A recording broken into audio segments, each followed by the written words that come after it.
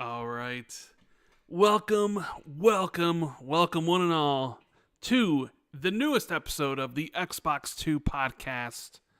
My name, Randall Thor 19, the man with the million. This episode, 369. The date, June 27th. And I'm joined, as always, I'm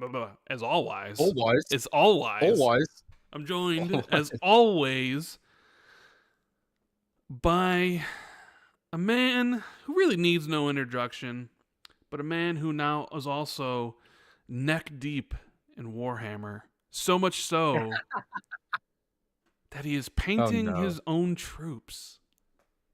Hell yeah. We have Jez Corden, Windows Central, in the house, and he will tell you all how he painted the inside of his nose. Yeah. I scratched paint into my bloody nostril. It gets everywhere, man. Yeah. It gets everywhere. Ruined the t-shirt, ruined the table. But oh well. It's important. We have to do these things. You have to suffer for your art, Rand. Yes. You have to suffer for art, bro. So you have to suffer. You accidentally painted the inside of your nostril. Yep, I mean, sure but you said, hey, you're getting into it. You're painting your own. What do they call them? They're not called troops. What's the exact terminology for these things that you're doing with the Warhammer? Well, we were painting Tyranids today. Tyranids, and it's not only just Tyranids. it's you, but this is a couple's exercise, huh? Yes. Wow. Me and my girlfriend. So when you're done with Me it, and my girlfriend. when you're done with it, when you've painted everything, is that when you get down on the knee, present the ring, be like, "Would you join me in forever of building our Warhammer army together for the rest of our lives?" That's exactly how it works, bro. Is it? I mean, I would think so. I would hope so. Yeah, I think so too. The couple that Warhammers together stays together. I think that's how it goes, right? Yeah, I think so as well. Yeah, it's really fun. It's just fun, man. And it's all thanks to all the Warhammer games that launched this year, like Space Marine, Dark Tide expansion, all that kind of stuff. And you start getting into the lore, and Henry Cavill's making a TV show. I wonder what this is about. I'll watch a couple of YouTube videos. Oh shit, now I'm buying figurines and buying paints, and now I've got no money. Goodbye money, goodbye free time. Now you're goodbye everything. Yeah. But it's nice because at least I'm not doom scrolling on Twitter and stuff like that. I mean, it's nice to have a break. How often do you doom scroll? Oh, well, not so much now, but too much. Yeah. I think any doom scrolling is too much, man. And there's a lot of doom and gloom out there, even within and without Xbox right now. It's always doom. It's and like we had the Xboxes Alive. And now we've got the doom and gloom Xbox period now. With the layoffs. You tweeted it out. Some good Xbox news, followed always by rakes that they constantly step and smash into their face. Yep, the rake. Here comes the rake, guys. Watch out. And that meme with the tornado. Mm-hmm. Yeah, but it's the end of the fiscal year, and god damn, it's always terrible when people lose their jobs, man. But we'll get into all that in a bit. How you been, Rand? You been all right? You had a good week, my dude, my buddy, my pal, my comrade, my amigo. Yeah, been doing good. Just chilling. We got Squid Game ending tonight, final season, which I am stoked to get into. Wait, is that season 3? Season 3, yeah. Well, season 2 and season 3. Season 2 yet. Well, season 2 and season 3 are basically one season. They just split in half. They just split it in half, essentially. I get you. I get you. I enjoyed season 2, but not as much as season 1. Season 1 is like an all-time classic. But I am very interested in checking out and seeing how it all wraps up. Also, the new season of The Bear is out. And you really like that show. I really did. I really do. Last season was... Did you? Well, so it's like season 1 and 2 are amazing. And you could have ended the show after season 1 if you wanted to. But they kept it going. And season 3, people did not like. No. I mean, I still enjoyed it, but there was like it also felt like half a season. But early returns are that apparently season 4 is even worse than season 3. Which doesn't fill me with confidence. So I'll check it out for myself because I do love the show. But it might be one of those things where it's like it was kind of under the radar, a show that was under the radar for a couple seasons, and then everybody went on the bear train, and now it's like, do they really have a story to tell? Because it's, characters in a kitchen. But man, those first 2 seasons, they're definitely something else. I can't wait to. It's about a restaurant, right? Yes, and the And crazy people that work within it. Yeah, and it's a comedy, isn't it? Or no? It's in the comedy drama? categories in like the Emmys, but I would say it's a drama. I mean, I guess you could say maybe it's a dramedy if you really want to get into it, but Dramedy. it's not a sitcom. It's not Seinfeld. It's not, Friends or anything like that. It's more serious than any of those, and there are hints of comedy, but other than that, like I've been doing good. Chilling. Good. And I do want to kind of, start the show off because I was like, okay, what footage are we going to use here? Because I captured some footage. But then I saw the tweet today. Tweet? What tweet? The tweet that set the internet ablaze. Everybody. Oh God, it wasn't something I said, was it? No. It was something Jason Schreier said.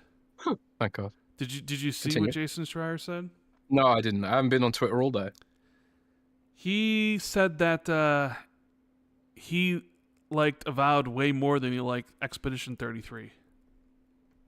Oh, damn. Now that is a take. So in celebration of Jason Schreier saying Avowed is better than Expedition 33, we got Avowed footage playing. Because that makes me want to play Avowed, to be honest. I haven't touched Avowed yet. I haven't touched it. But I will say, like, I do know a lot of people who are really into Avowed and speak highly of it, even though, like, it felt like it came and went really quick. Sure, it did. It did feel like that. For Jason Schreier to say that carries weight, I think. Bro, have you seen the replies? That goes against the grain. Dude, that really goes against the grain. But also, it's really, really it's does. It's not often Jason, has something nice to say about Xbox. So the fact that he's saying that kind of makes me think, oh damn, maybe I should check this out. The funny thing isn't, it's like whatever. It's opinions are opinions, right? They're like assholes. Everyone's got one, right? Mm-hmm. But the funny thing is I saw the tweet, or at least the screenshot from, because he's on Blue Sky. So I saw the screenshot, and I didn't think anything of it. Because it's like, whatever, people like different things. Not everybody likes the same shit. Even though Expedition 33 is considered to be one of the best games this year, potential Game of the Year candidate, and Avowed isn't really considered one of those things. Even, and I'm someone who played through Avowed and really liked it. I think I gave Avowed like an 8. I gave Expedition 33 a 10. But the amount of people that can't stand that opinion, that he would have that, and just, delve into personal insults or any of that stuff. And I was sitting there and I'm just like, lame. Man, so many people care about this when it's just like, but it's just one guy's opinion. What does it even matter? People are so toxic, man. Like, I really liked Expedition 33, but it's not a perfect game by any means. No, of course not. And it's definitely not like a top 5 RPG for me. It's just, it was a lot of my enjoyment of Expedition 33 was like, I really missed this kind of game. But I think you'd be remiss to ignore the jankiness and all that kind of stuff about it. The mini quests and the side quests were awful, generally speaking. And some of those platforming mini games were just terrible. Yeah, man. But I wouldn't really hold the platforming mini games against the game. They're just there to sure. But I'm just saying, like, sure. But it's also like, if this had come out from a AAA studio, it would have. I feel like some of those rough edges were forgiven because it was an indie studio, and people really wanted to succeed because they want to see this genre get back to that AAA sort of level. So like, but if you ignore all that kind of stuff and just put all that stuff to one side, like the mitigating circumstances, there are a lot of issues with the game, But it's also like, people get so They take things so personally when you disagree, or just have not even when you disagree, when you have an alternative opinion. People take it so personally. Like someone was mad at us Rand last week. Someone was mad at us? What did we do? Yeah. Or Oh, shitting no. on Dragon Age the Vanguard. Oh, right. yeah. And I Dragon really Age. hated Dragon Age the Vanguard. But part of it is because I'm comparing it to how I felt playing the other Dragon Age games. Right. Dragon Age the Vanguard, in of itself, isn't a terrible game, but just compared to the other Dragon Age games, and as a Dragon Age fan, it really disappointed me, you know. You aren't the only one. Yeah, I know. But it's I think people take stuff so personally on Twitter, which is why I don't get on there very much, and why I much prefer our lovely Discord community, discord.gg/XB2, where people generally get on nicely. Generally, and, not always. And on not always. And on our Patreon, which is growing, which is nice to see. It's free. Yeah, patreon.com/XB2. The thing about this is, like, Jason Schreier, I appreciate his investigative journalism stuff, right? Mm-hmm. But I don't care about his personal opinions about games. So when he gives a personal opinion, I'm just like, whatever. It's just like anybody else giving their personal opinion about something. I don't care. No. You like what you like, you know. I care about this because typically I expect him to not have anything nice to say about Xbox. And that's probably not that's not fair of me to have that expectation. I don't know. But it's maybe almost like a meme now. Maybe so it's like if he's willing to praise what is quote unquote an Xbox game, I know it's on PC, but like maybe Jason writes. And also, sorry, let me finish. And also the fact that he knew this was going to be against the grain, and he put that out there, that kind of makes me more willing to check it out, because it's like, well, to have that opinion so strongly and go against the grain so strongly, I'm kind of like, maybe there's, maybe it's worth checking out now. Because honestly, I've left the Avowed to one side, because I don't know, I just didn't find it that interesting from the trailers and stuff like that, and then I didn't really hear anyone else giving it that much praise, and I just thought, like, that's going to go in the backlog. I'll get around to that eventually. You'll never get around to it. I will eventually. No, you might won't. be years. Never get around to it. 5 years from now. But we'll see. Anyways, I thought I'd bring that up because celebrate Avowed today. Jason Schreier, we got the gameplay running of it. Maybe he just enjoyed the fact that this one's got like dialogue and all the trappings of a classic RPG where Expedition 33 really didn't have any of that. Some people really do like to kind of immerse themselves as the characters they are and make those sort of choices where you don't really have agency over any of that in Expedition 33, right? Which, like I said, people are going to feel differently about everything, opinions and all. But anyways, welcome to the Xbox 2 podcast. We'd appreciate it if you give us a like if you haven't already. Subscribe to the channel if you haven't done so as well. Share this out. Let everybody know that we are live on YouTube, and it'll be up. This episode will be up later on Spotify and iTunes and all the places you can listen to those wonderful podcasts. Hey, Jez, have you started listening to apparently what is now the fourth biggest podcast in the world, Cody Rhodes' new podcast? Have you been checking that out? You know? Nope. No? Nope. Cody Rhodes podcast. I've seen clips of Cody Rhodes podcast, and everything they say just kind of irritates me. To be honest, there's some terrible takes on that podcast. Yeah. Well, anything in particular? I can't think of anything off the top of my head. I just remember rolling my eyes. I don't know. I don't really care about podcasts that aren't gaming related. Okay. So wrestling related podcasts, they're no good for you, huh? I'll tell you why, right? I think they go too far breaking kayfabe. Oh, here we go with breaking kayfabe. Everybody knows it's fake, dude. Who cares if they break it? No, but like, oh my god, they broke kayfabe. It's gone too far. It's gone too far, man. It's gone too far. I feel like I hear more out of kayfabe stuff than actual kayfabe stuff now. Oh my god. We're looking at baby. Wow, they're breaking kayfabe. Oh my god. It's crazy. But anyways, I thought maybe you'd listen to it or not, but I guess not. I guess Jez doesn't like kayfabe being broken. But we're gonna break kayfabe all day, every episode of Xbox 2. So don't need to worry about that. We'll do some housekeeping first, then we'll get into the show proper. Jez, just making sure you're ready because this episode is brought to you guys by Surfshark. Yes. And it sure is. Yeah, you have to bust out the Surfshark shark with the shark roar. I was just trying to. I've got a new chair, and I'm trying. You got to, a new chair? Okay, what kind of chair did you get? I'm trying to. It's from Secret Lab, but it's not their gaming chair. It's their office chair. You're not comfortable right now. You're kind of like moving around. Yeah, I'm trying to adjust it. I've got to be sitting there for 4 hours, trying to make sure it's, properly comfortable.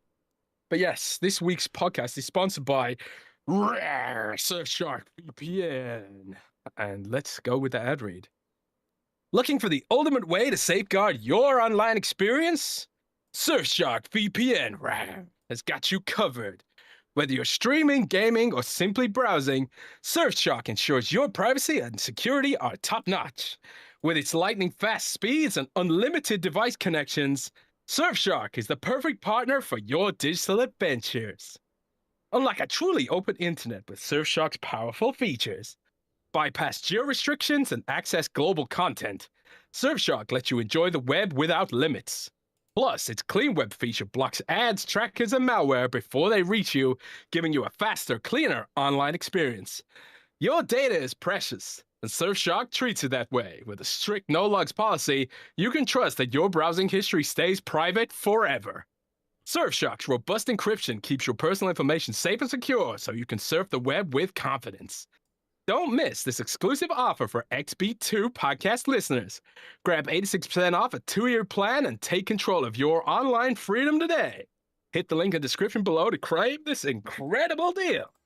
Surf smarter, surf safer, surf with Surfshark. Mm-hmm. That's a shark noise. Because as we know, sharks like to roar, and if you use Surfshark VPN, no sharks can actually invade your internet and break it, But yeah, Surfshark's awesome. They've been a great partner for us. If you check out the link in the description, it supports the show, and also you get a 2-year plan plus an extra. It's more than 2 years actually. It's like 2 years plus a bonus 2 months, and I think it works out to something like $2 a month for that plan. It's a crazy good deal. Unlimited device connections, and they've got RAM-based server, so there's just no logs because once the servers cycle, there's no storage to even keep logs.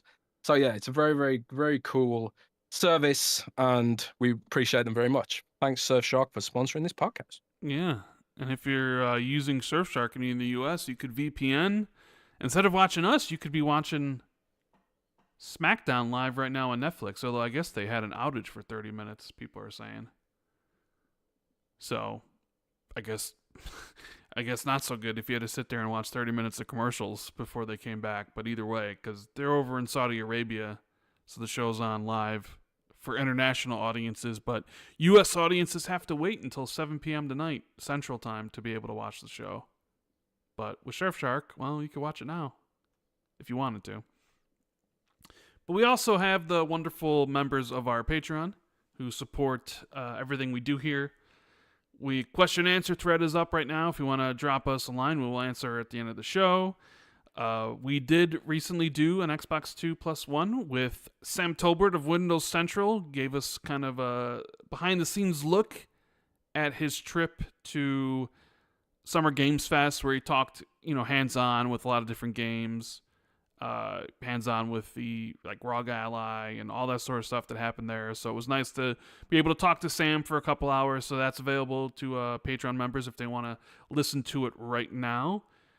And we got the shout-outs to the Xbox 2 MVPs We got Resin Force, I Mike Zero, Tier, Shrapnel, Inner Machine, Just James 93, Holy Dark Death, Steve Stompy, 09C Mine, James Wiseau, Trixar for Trey, Laserwolf, Battered Haddock, Armor Dude 52C, Foreign Object, RS Donks, Silas, James Moore, Fantasticals, Katriox, Bright Tundra 1, Discarded Caboose, Justin Duel, Sean Kramer, PB Bro King, Acetine Madison, Governor Grimm, TZ Huffin, Wagerman, Pat Rock, Scarcely Relevant, Adam Bartolo, Darren Tropy, Briggs Country, Prof. JJJ, and Wolfgang KPZ.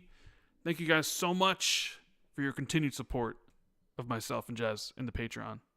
Patreon.com/XB2. Links in the description if anybody wants to support the show. Now, Jez, are we here?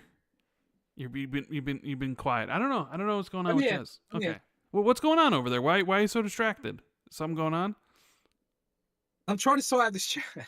You're still screwing around with that chair. Is it really that bad that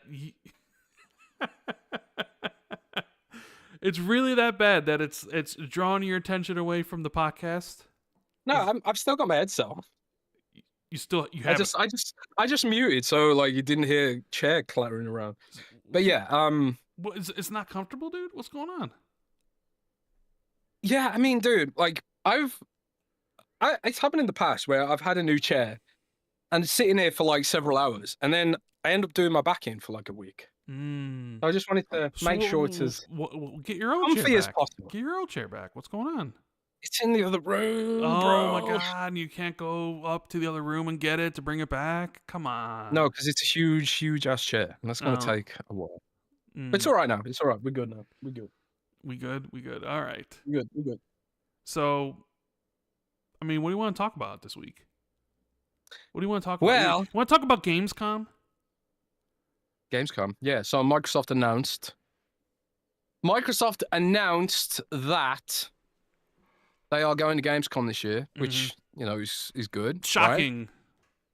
Shocking that they would go to Gamescom. Yeah, I mean they've skipped it in the past, you know. When's the last time they've skipped it? I feel like they've.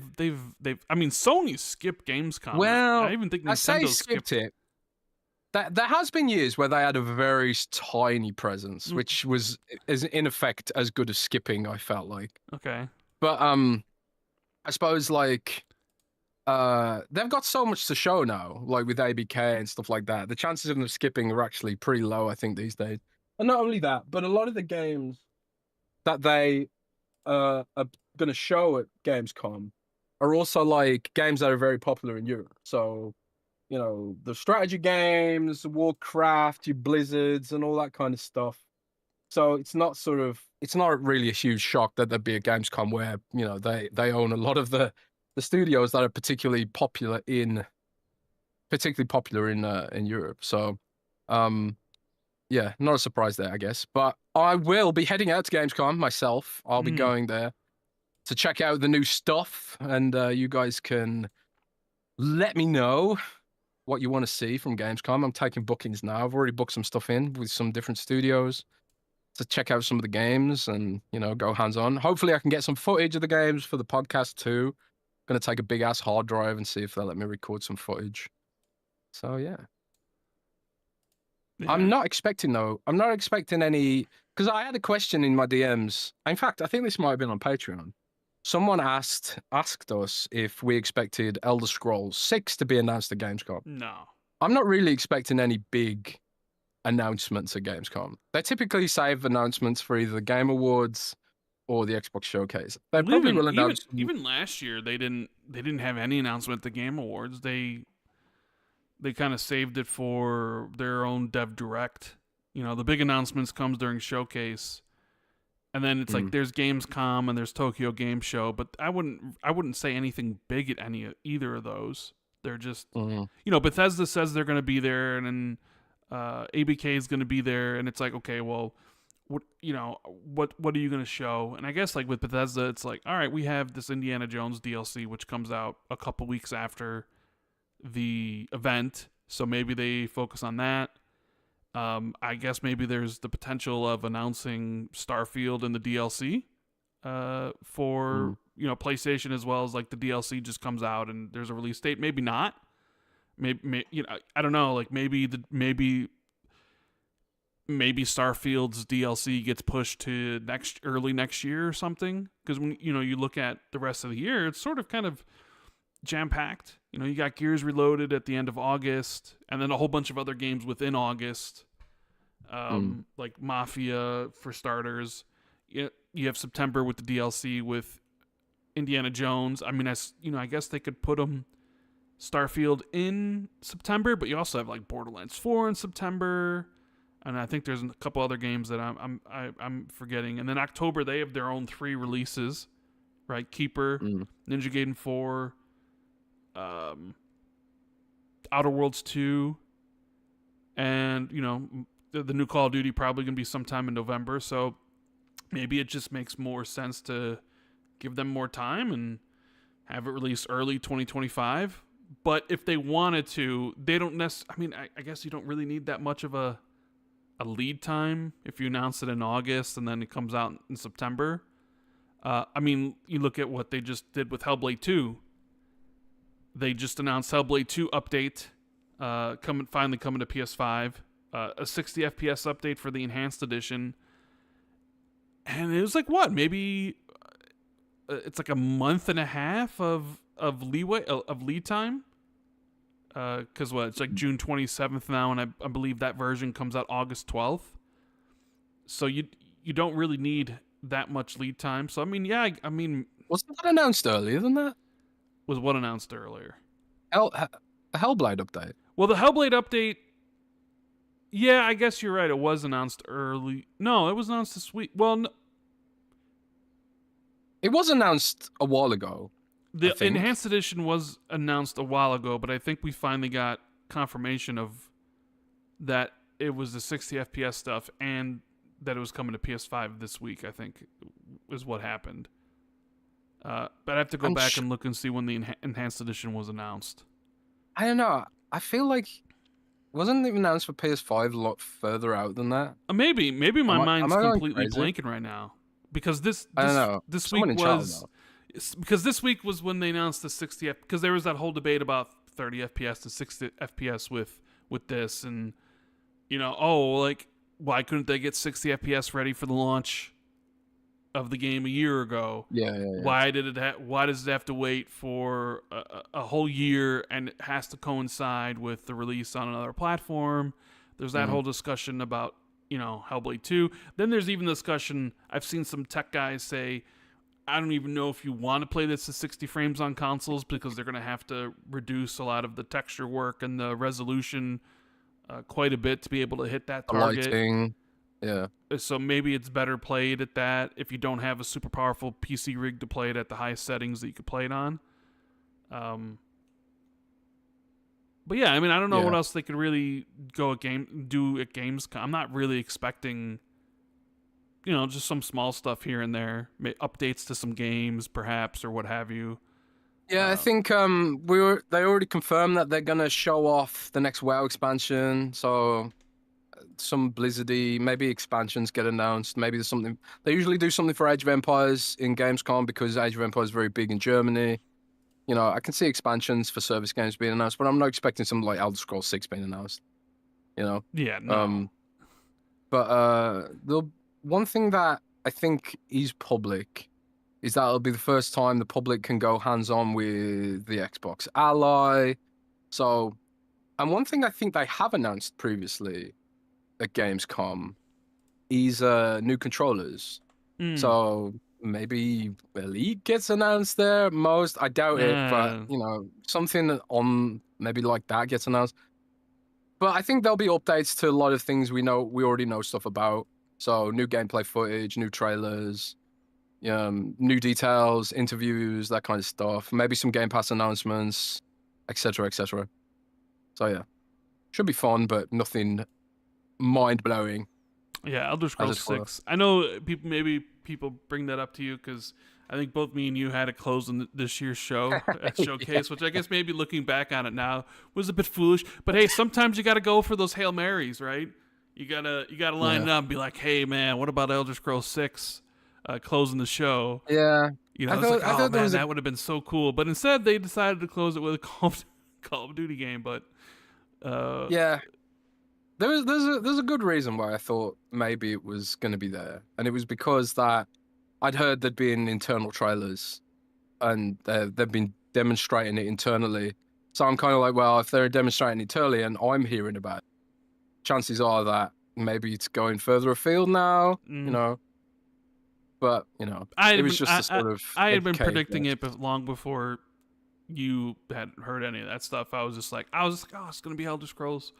I was wrong, and It's getting closer. It's getting closer. I mean, I guess depending on who you ask, but I mean, people don't expect that stuff. It may not even show up next year. I mean, maybe next year would be the year you'd want to show it off with the 25th anniversary, but they may not even want to at that point. They may wait until closer to release, maybe a year out, depending on whatever year it's supposed to release. 2028, maybe you announce it in 2027. There is the Bethesda of old that kind of used to like to wait until that year to show something off.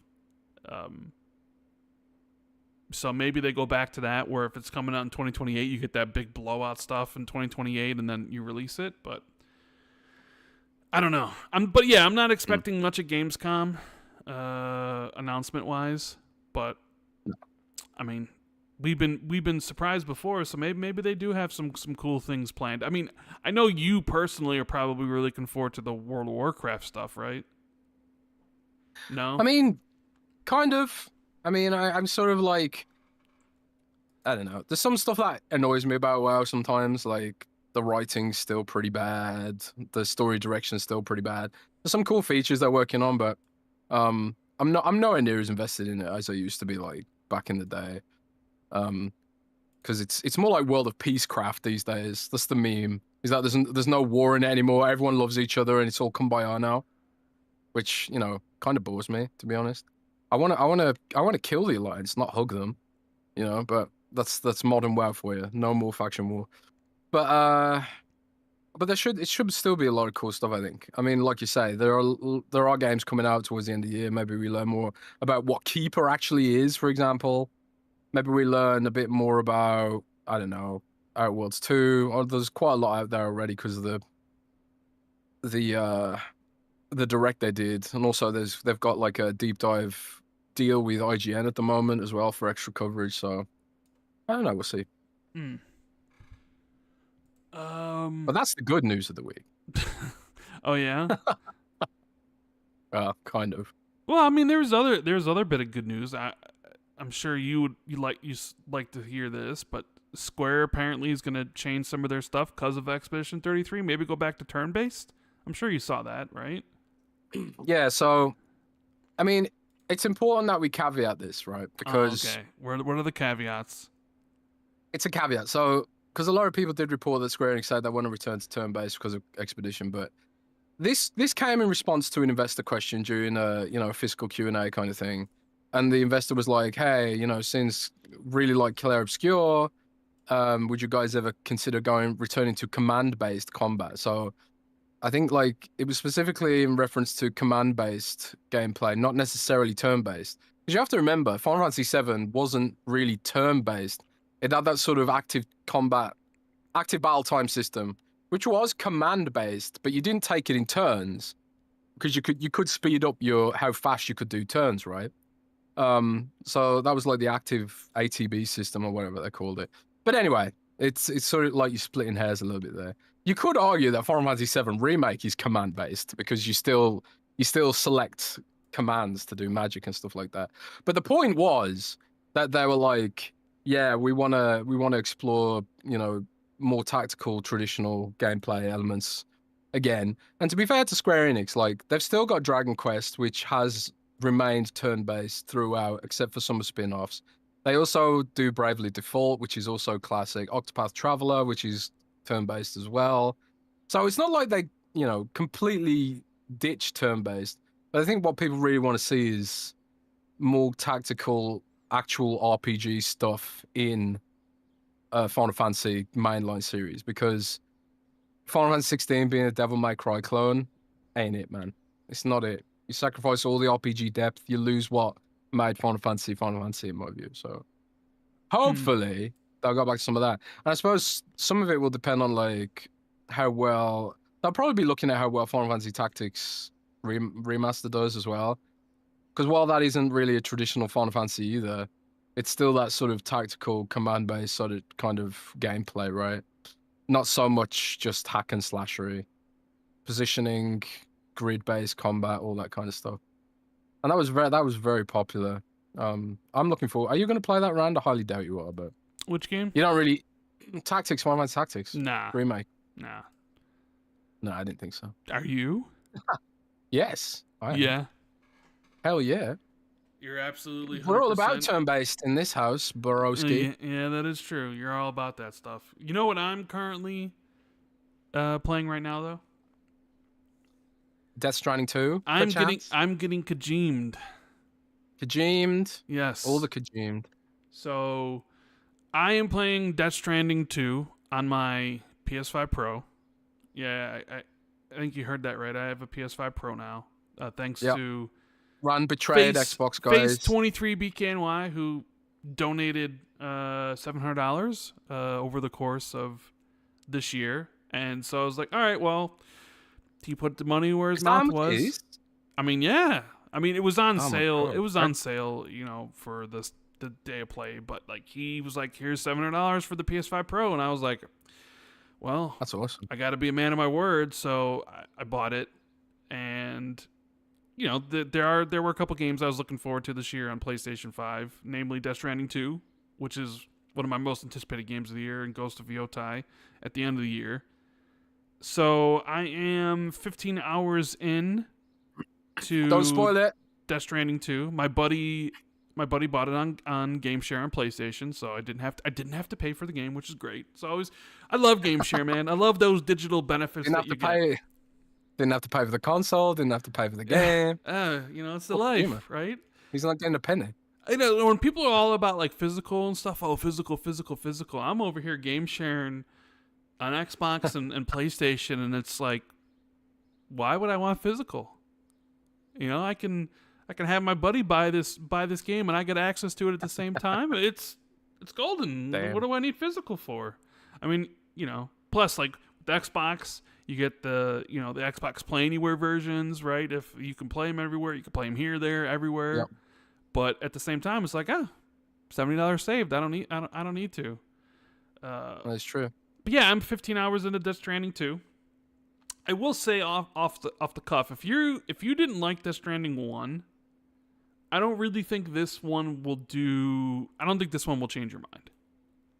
Right? It's still mostly the same. It's still the same core gameplay loop of delivering packages interspersed with combat that you can either Rambo it if you want, you could stealth it if you want, you could avoid it if you want, and at least with the first 15 hours of the game, there are more combat scenarios presented to you than there was within the beginning of Death Stranding 1. Because Death Stranding 1 had this, everybody was wondering what it was.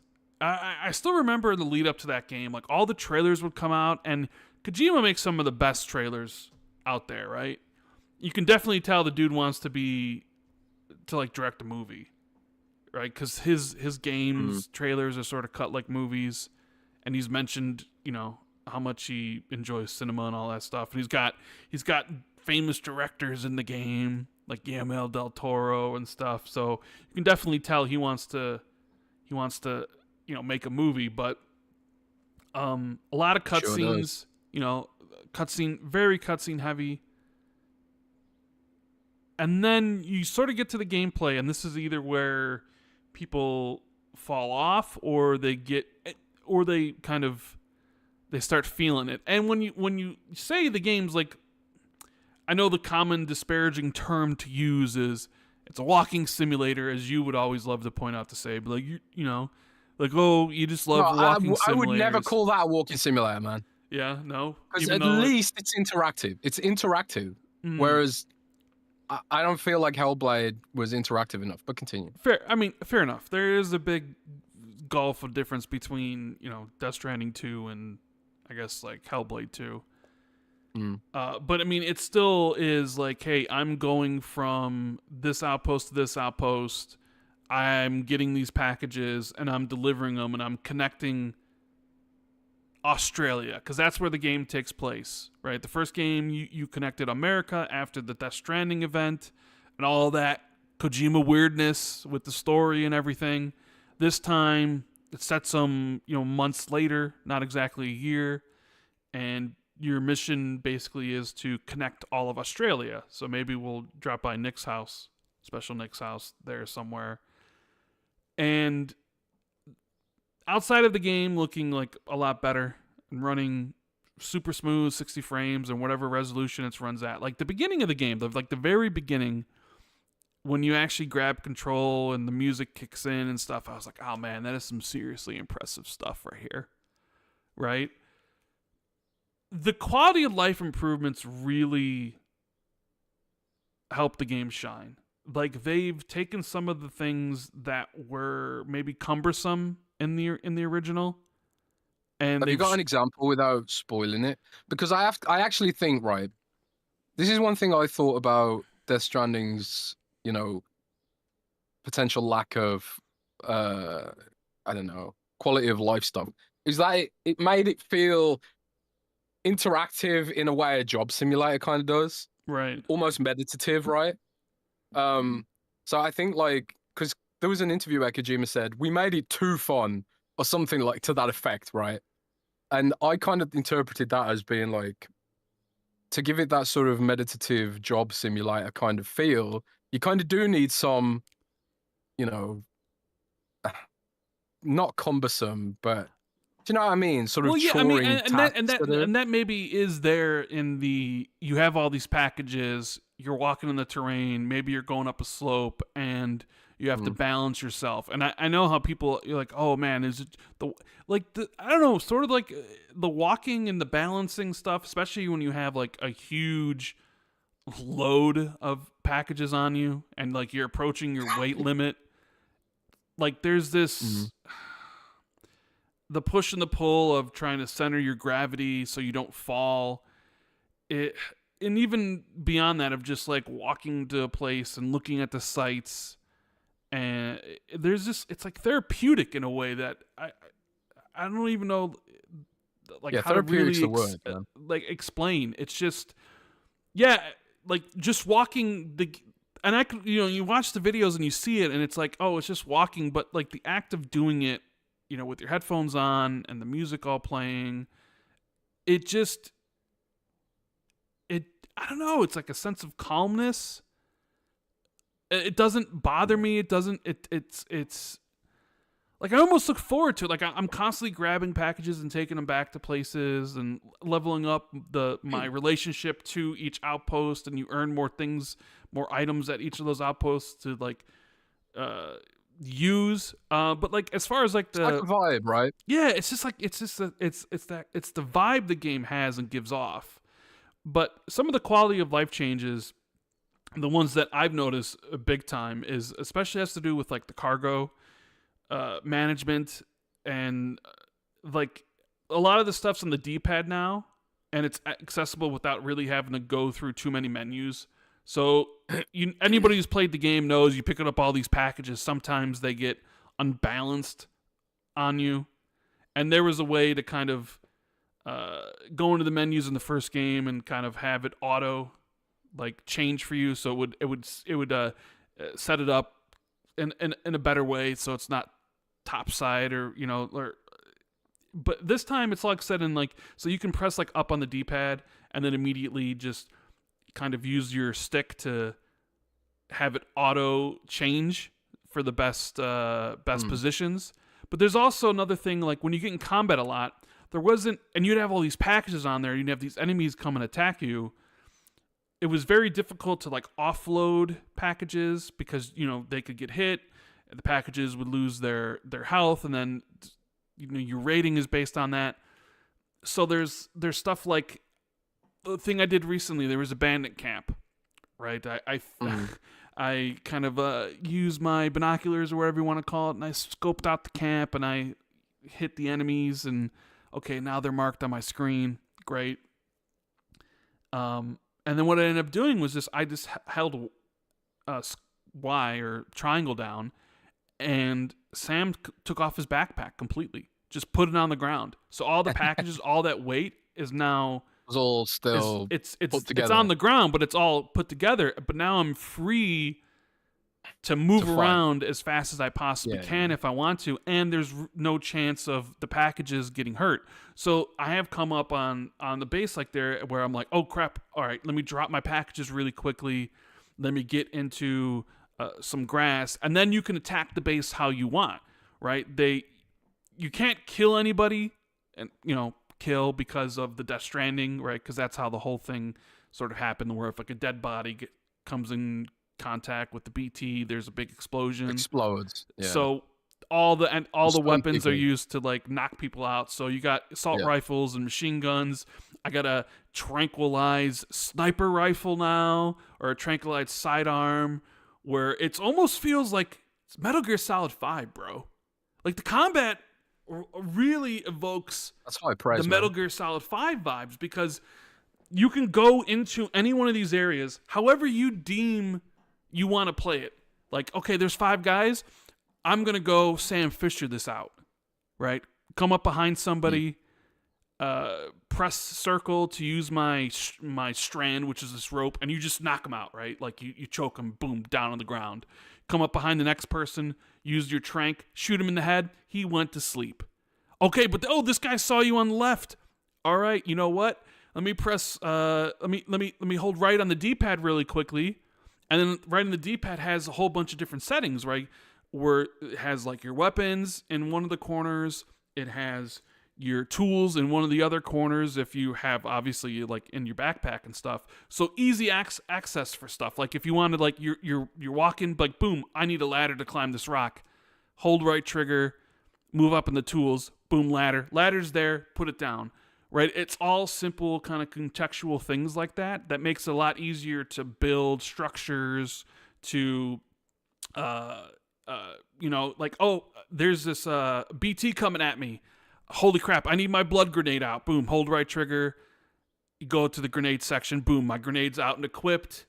Really simple and easy. Oh, I'm out of blood grenades.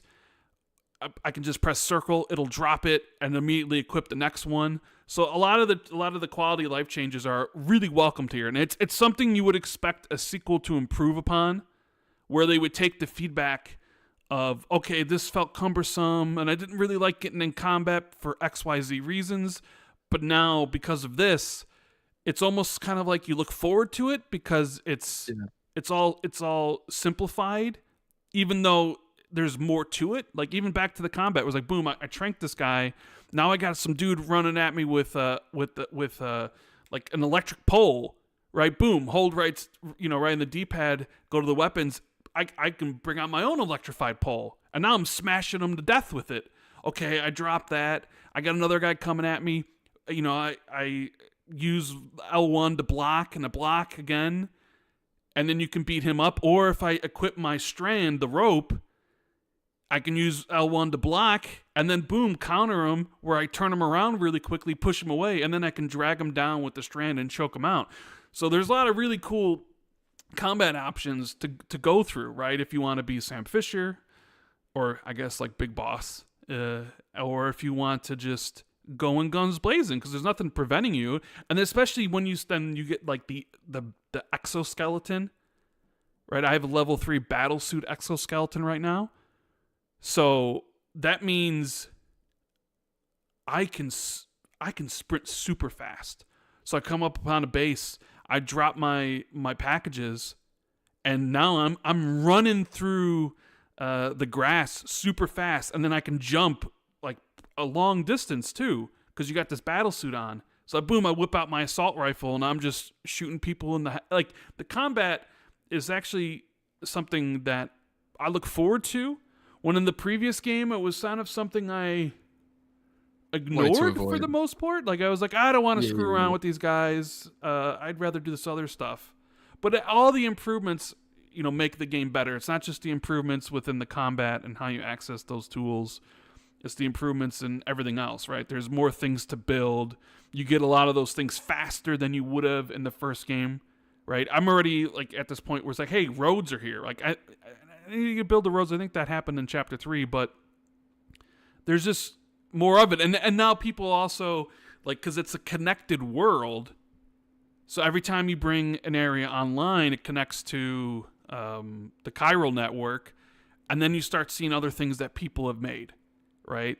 So then it's like, oh, here's a timefall shelter because the rain comes down in the game and it degrades your packages and all that stuff. Yeah. But now it's like every time you like start up a new section, people already have stuff completely built out, right? Oh, here's a timefall shelter where it might rain. Oh, someone's got a power generator, right? Like, so my exosuits can be powered up. Oh, here's a mailbox where if I want to share stuff with porters, or if I have extra stuff, I can put them in here and somebody else can use. And it's really, there's a lot, man. Like, I put my own stuff down, and then I'll come back to the game. Like last night when I came back to the game, it was like, boom, so many people had used your stuff. Here's an extra 1,000 likes. And then you look at some of these structures that people built that have like 50,000 likes on them because they're built in the right place for the right time, and it's the one that stays over in the world. I'm spending resources building roads, so you don't have to, because there's a lot of back and forth between outposts, like when you do the deliveries, and sometimes the way I always played this game and the way I played is like, if I'm moving forward to an area where it's not connected to the chiral network, where like the batteries and stuff run out, I'll walk it, right? Because I feel like that's the best experience. But if I have to go backwards, like once it's connected and it's say I got to go back to a previous thing, that's when I'll use the vehicles. It's like, okay, I'm going to get my vehicle out. So I already have a vehicle. I got the tri-cruiser. Boom, put some stuff on there. All right, we're chilling. We're driving back to this thing. All right, we're increasing our relationship here. Oh, I got a level 2 machine gun. So now that's better. Oh, I got some things for my backpack that I can put on there that allows me to carry more grenades or more ammo, or the anti-gravity stuff that makes the backpack even lighter so I can carry more things. And then there's like the story all on top of it, which I don't want to talk about because I don't want to spoil it for anybody. But I'm invested in it. And so, yeah, I mean, I'm thinking about the game right now and how, like, I literally saved last night outside of a bandit camp. I have to get through and then to get the next spot. And I'm just thinking in my head, like, hey, when I'm playing tonight, how am I going to approach this? Do I want to go stealth, or I want to just go action and just take everybody out with my fists? Because you can do that. You can get in there, boom. You can knock people out with your fists. You can grab, because each enemies will have like a box on them, like a crate. So you get up in there and you beat them down, and they knocked out. Boom, grab the little package they dropped, and then use that to hit the guy next to him and knock him out. You can grab that package and then throw it at the guy that's coming to you.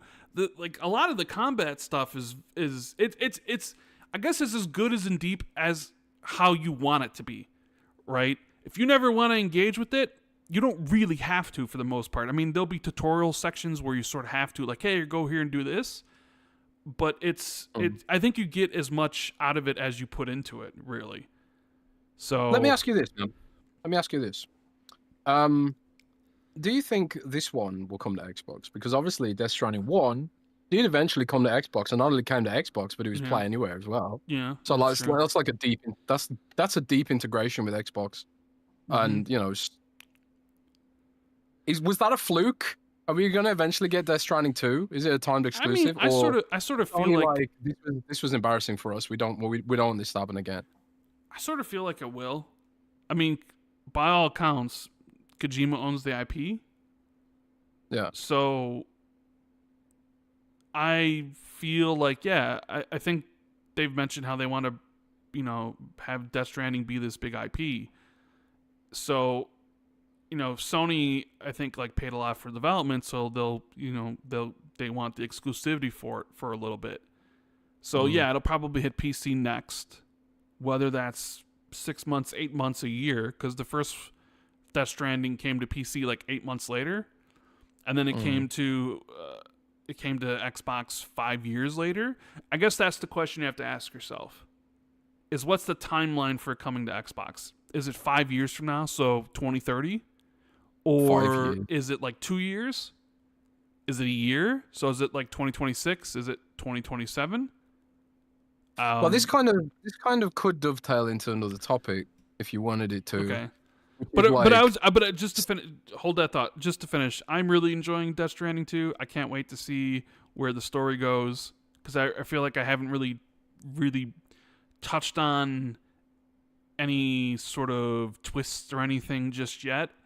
But I am really impressed by the quality of life changes that they've improved here, how the game looks and runs on the PlayStation 5, and I'm looking to, I don't know, put another 50, 60 hours into the game, and that's a lot. I mean, it seems like Kojima's done it again. I know the reviews were a lot more positive for this one than there was for the first one. The first one was an 82, I think. This one's a 90, and I sort of feel like some of that is, okay, there's a lot of improvements here, but also people know what Death Stranding is, where before people had no clue what Death Stranding was when they started playing it. It was, yeah.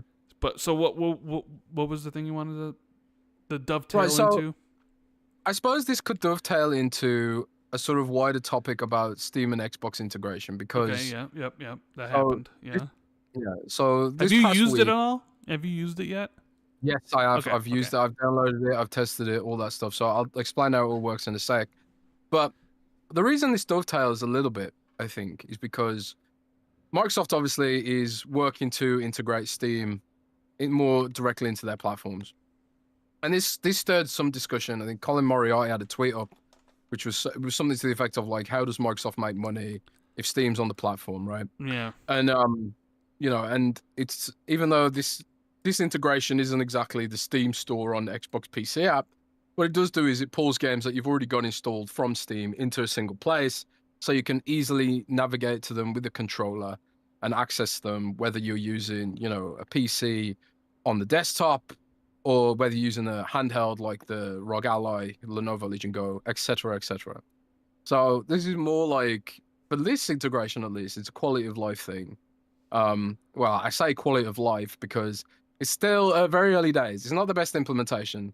I've actually turned it off because I think the implementation is very poor right now. You can turn it off, you're not forced to use it. But my issue with it right now is you can't hide any games.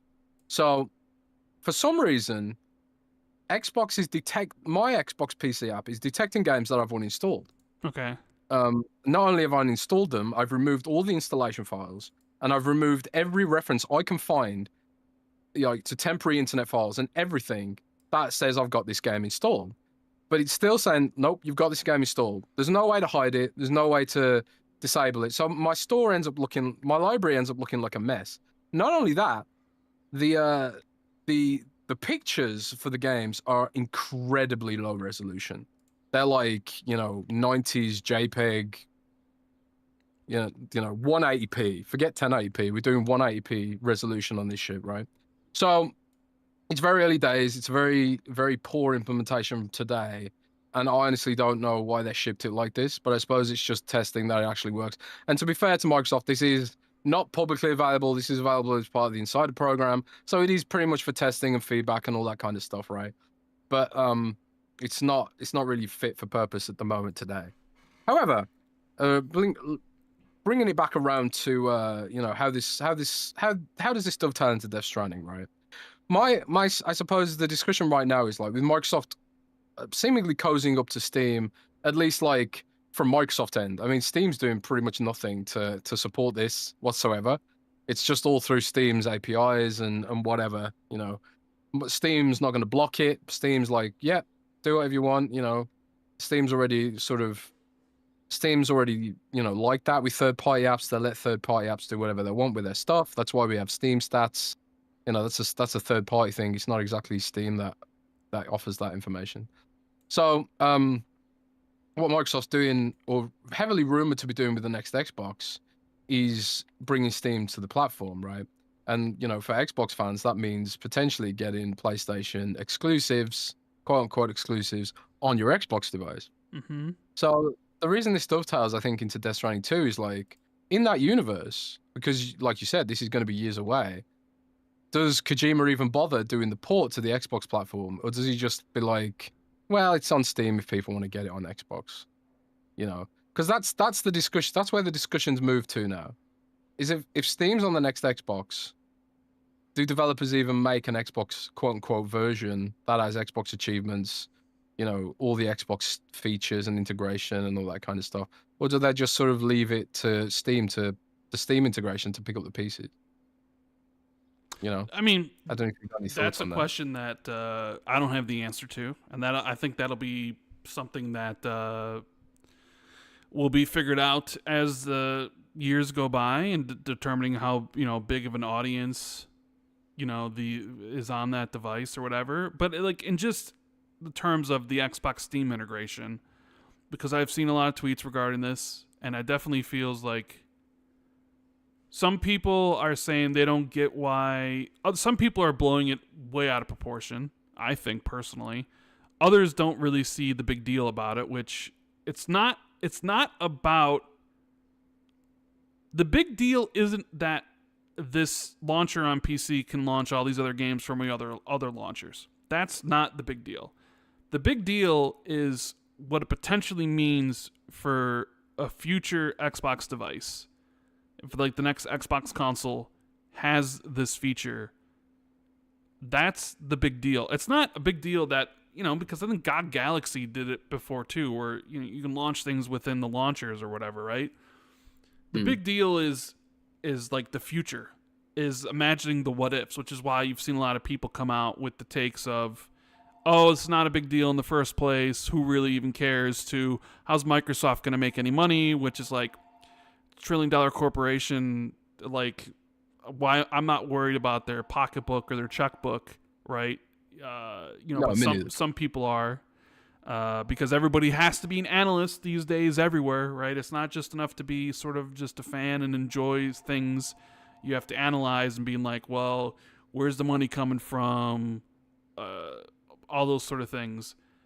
And then you have the people that blow it out of proportion, like it's like they've never seen, like, oh my god, on the you can launch Spider-Man Truth on the Xbox app, which is like opening up through Steam. It's like, oh my god, this is the most insane, crazy thing I've ever seen. PlayStation guys must be coping hard right now, seething and malding, or whatever the terminology is used. It's not that.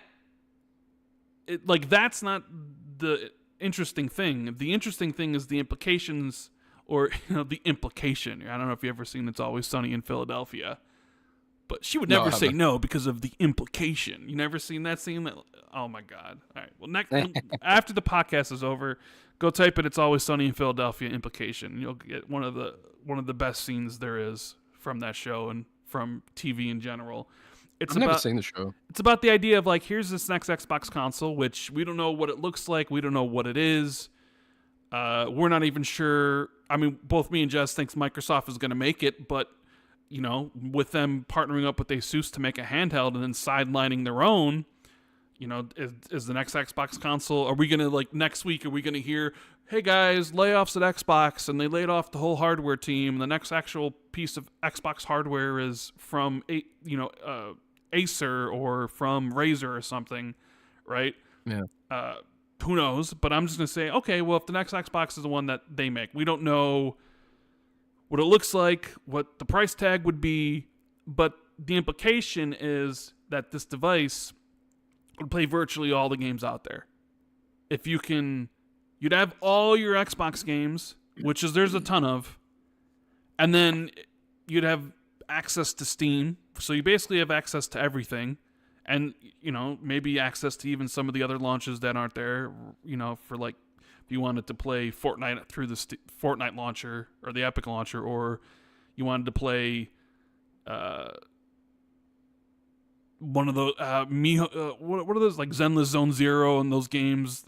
I don't think those games are on Steam either. They're on their own separate launcher. So Layoffs, yeah, that's the big thing. It's like this device plays all this stuff, and because PlayStation puts their games on PC, whether it's a year later or whether it's day one, right? Because right now Death Stranding 2 has no PC or Xbox announcement, but we can assume it's coming to at least PC based on previous history. And then you have something like Lost Soul Aside, that is day one on PC. You have their multiplayer initiatives that are day one there. If you wanted to play Helldivers 2 on Xbox, well, you could just play it on that device. And if Sony ever does decide at some point, even though they've said recently that they aren't going to ever do day one for their games on PlayStation Plus, which sort of, yeah, I mean, it's been years now, so I don't think anybody was expecting that. But I think there was a time where people did expect that, when Game Pass was investors are curious about them doing this because Microsoft is making a ton of money with Game Pass. Sure, but I think there was a time where people thought Sony might follow suit with Xbox if that like line of thinking sort of came to dominate the market, where subscription gaming sort of took over. Then I think a lot of people were worried that Sony would follow suit. And it sort of did. There was a time frame in 2021 where Game Pass started to get like some big AAA games there day one with Outriders. I remember the whole thing. Oh my God, Outriders is day one on Game Pass. When MLB The Show came to Game Pass. Or there was that zombie game from like Warner Brothers that came out that hot. Like there was that point where it was like, all right, this is the tipping point. Right. Oh, maybe Sony's going to have to react. And then it sort of never really followed through. That really seemed to be the end of it. And it really is more of like Xbox's own games and then some high profile indies like Expedition 33 or Liza P and stuff. It really has seemed like the big AAA releases have sort of shunned Game Pass. Maybe they'll go to it years later. Like Borderlands 3 is on Game Pass right now. But I mean, that's years and years later. It's all money, isn't it? Well, it's all money at the end of the day, but there was a point in time where like all the games came to Game Pass, and they all came to Game Pass like 3-6 months later, and that sort of stopped. So there was that kind of thing like, oh, well, if this is the way the industry's headed, then maybe Sony's going to have to do this to compete with Game Pass. And people would argue like, oh, Sony's games are even bigger. Like imagine if you had God of War and Gran Turismo and Horizon day one on Game Pass, like how big PlayStation Plus could get to. But Sony always remained that like, no, they didn't want to do that. They like selling games for full price. So Xbox was doing their own thing. PlayStation was doing their own thing. And, you know, they reiterated recently that, you know, they're not going to, they like putting their games in there like a year, 18 months later. And they like having like maybe 4 or 5 day one indie releases. So that definitely seems that they'll never go in that direction. Whereas like the PC stuff seems to like the time, because the time gap between PC releases has shrunk, because it was like 4 years for, you know, God of War and like the original like Horizon and stuff. Then it was like 3 years, then it's 2 years. Now it's down to like 1. Spider-Man 2 was 13 or 14 months. So like the gap has like shrunken noticeably, where it's like a year, and a lot of people can wait a year. You know, you get beyond that. PC gamers definitely can wait a year. Yeah, you get beyond that. 2 years is like, oh man, 2 years is a long time. But a lot of people can wait a year, because there's plenty of games that come out in that time frame where you're like, you got there's more games to play now than there is time. Like okay, Death Stranding 2 is out right now, but there's plenty of other games to play and plenty of other games come in the future. Where if your preferred platform to play on is a PC, then you'll be like, I'll just play Death Stranding 2 when it comes to my preferred platform. So, yeah, it sounds great, but I'm not. Somebody was like, I don't really bow down to FOMO. So I can easily wait. And then that would apply to the next Xbox console with this whole Xbox PC Steam integration stuff where, okay, well, that person may not need a PlayStation 5 anymore. Like, imagine my scenario, okay? I have an Xbox Series X, and I have a PS5 Pro. I also have a PC that I don't really use for gaming, even though I could. Yeah, I mean, if I ever decided to, like a year from now, if I ever decided, like if Microsoft said tomorrow, we're not making any more consoles, I'd be like, all right, well, I'm gaming on PC now, right? And I'm set up. I got a 49 in here. Like I future-proofed it. So this is where I would play. But imagine this scenario where it's like, okay, here's the next console that comes out, but it has access to everything. And so now I have a choice to make. Like, well, I got all my Xbox games here and I got my Game Pass, but now I can access Steam, and Sony puts all their games on Steam. And even though some of them might be a year delay, some of them won't be, some of them will be day one, or maybe they're all day one by that point in time. Does that mean I need a PS6 or a PS5? You know, because it is whatever price it'll be, $500, $600, $700. It's a lot to really put down for a system that you're only, in my scenario, and this I'm speaking for myself, I'm not speaking for anybody else. It's one of the reasons why I didn't buy the Nintendo Switch 2. Because when I looked at it and looked at the price and what I would have to pay, but then I looked at the games I was interested in, there's like one or two. And it just seemed like, that's a lot of money to spend when you only think you might play one or two games. So it's like, it's not worth the money.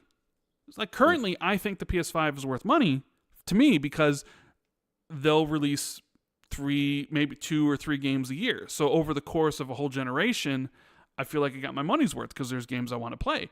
But now if we add in, well, actually, I could just access all those games on my Xbox if I just bought them through Steam. And maybe I have to wait a little bit for some of the games, or maybe I don't have to. I guess it depends on how much, if FOMO really bothered me at that point. Like, let's just imagine a God of War game that's like set in Egypt comes out, and it's like the newest like Kratos game. Is that something where I look at that and I'm like, I need to play this day one? Or could I wait 6 months to a year to play it on PC and then play it on that device? I mean, it becomes, at least for me, a tougher question to answer, because at that point it's like, well, I'm not sure I need this other device anymore. I could just save the $700 or whatever it would be to buy the PS6 or whatever, you know? And I'd be like, all right, I'm good. I'm absolutely 100% good. I don't need this anymore because I can play everything I want on my preferred device, which is the Xbox or this device, even though I'd be playing it through Steam, because I don't really have an attachments to trophies or my friends list on there, right? It's just something I log into and I play the game and then I'm out and I'm done. Like, I don't care about trophies like I care about achievements. So to me, playing it through Steam on an Xbox device would be no different than playing it on the PS5 or PS6. So it opens up those questions for an audience of people that maybe have both, you know? But then, of course, there's the other question of like, well, how does Microsoft make money out of this? Which is an interesting thought experiment. To be like, well, if you're allowing people to access other stores to get money, how exactly are you going to be making money? Because some of those people might decide, you know what, this is a better value over here. And then, oh my God, you turn a person who used to say spend $3,000 a year on all this stuff, all these microtransactions, all these games on your store, but now he's spending them on another store. So you've just lost that customer. Which, you know, and then and then you imagine, let's say there's a Steam user out there who's like, you know, I could really use that Xbox device to put it underneath my TV, right? You know, I got my gaming PC over here, and I got my gaming desk and my monitor, but, you know, I got this nice 65-inch OLED over here, and I'm going to buy this device. I'm going to stick it under there, and anytime I do want to play stuff, I can load it up, right? But then that person who's probably built his library on Steam is probably going to continue to use Steam, which means that, you know, that person ain't spending any money on the Xbox store, so you probably have to make sure that device, whatever it would be, is probably profitable from day one, right? Because there might be people who are going to be buying it that aren't going to spend any money with you. So does all this lead to a situation where the next Xbox is going to be really expensive? Instead of the days of no longer the days of subsidizing consoles are no longer here, simply because there might be millions of people who bought the system that will never spend a dime in the store. So how do you make your money back? These are all like very interesting questions that you know, one would think about, that Microsoft has to think about. But then there's the other flip side being like, don't worry about Microsoft's pocketbook. Just play where you want to play with the people you want to play with on the device that you want to play with, and just enjoy the games that come out. Right. So yeah. But there is always especially like since we're podcasters. I mean, what we do is analyze things. So there's always like the two minds argument, which is like, for me, it's like, what do I personally care about, and what do I analytically care about? Because I am by profession a Microsoft ecosystem analyst in essence. So, I think one of two things when I think about Steam on the next Xbox, and one thing is like, it has to be more PC-like than ever, i.e. you've got to drop the paywall for multiplayer, because I think you are sort of pushing people away if you were going to make a PC that has a mandatory subscription attached to it, right? And I think B, I think there is a validity to questioning how Microsoft's going to make money on this, because if Microsoft doesn't make money, then the platform's going to die, and if the platform dies, I'm going to lose my digital games, man.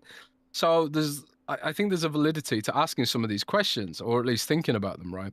So my mindset about the next Xbox platform, because first of all, you have to think Steam coming to Xbox is going to be the next Xbox only. It's not going to be on the existing Xbox. It's going to be utilizing these new chips they're making with AMD, which, support both platforms in essence, right? So I don't expect Steam to be backported to the existing Xbox beyond something like, I don't know, native NVIDIA GeForce Now support or something like that. So let's assume the next Xbox is, just for the sake of argument, let's assume the next Xbox is where the Steam integration happens. I'm not sure necessarily that it will be actually out of the box integration. I think you'll have to go looking for it, for one thing. So in that universe, you're probably attracting Steam users who would never have used your platform anyway. Maybe for them it's a companion device that gives them access to their existing Steam library of games, right? So potentially you're finding new users there, and maybe you can advertise services like Game Pass to them and maybe convert a few, or maybe not, But if you're not converting them, then I kind of feel like you have to be making money on the hardware to some degree, because you're sort of getting rid of the third-party software subsidy to some degree. So in that universe, I kind of envision the next Xbox to be more expensive than what we're probably used to for console.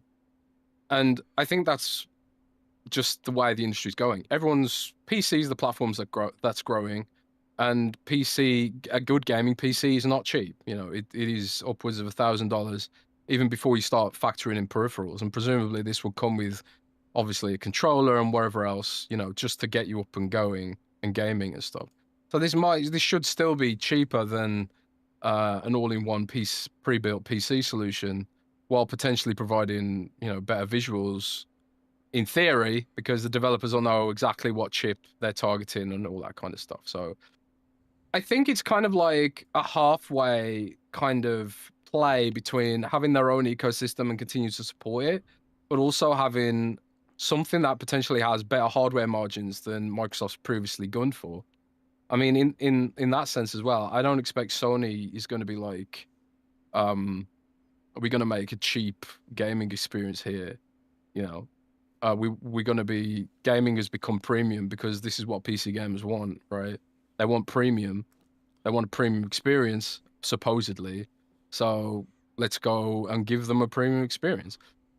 That being said, I do think there's still going to be room for an affordable gaming option, which is probably going to be where the handhelds come in, the handheld with the dock. So maybe your handheld with the dock from third parties is what gives you your Series S experience for next gen.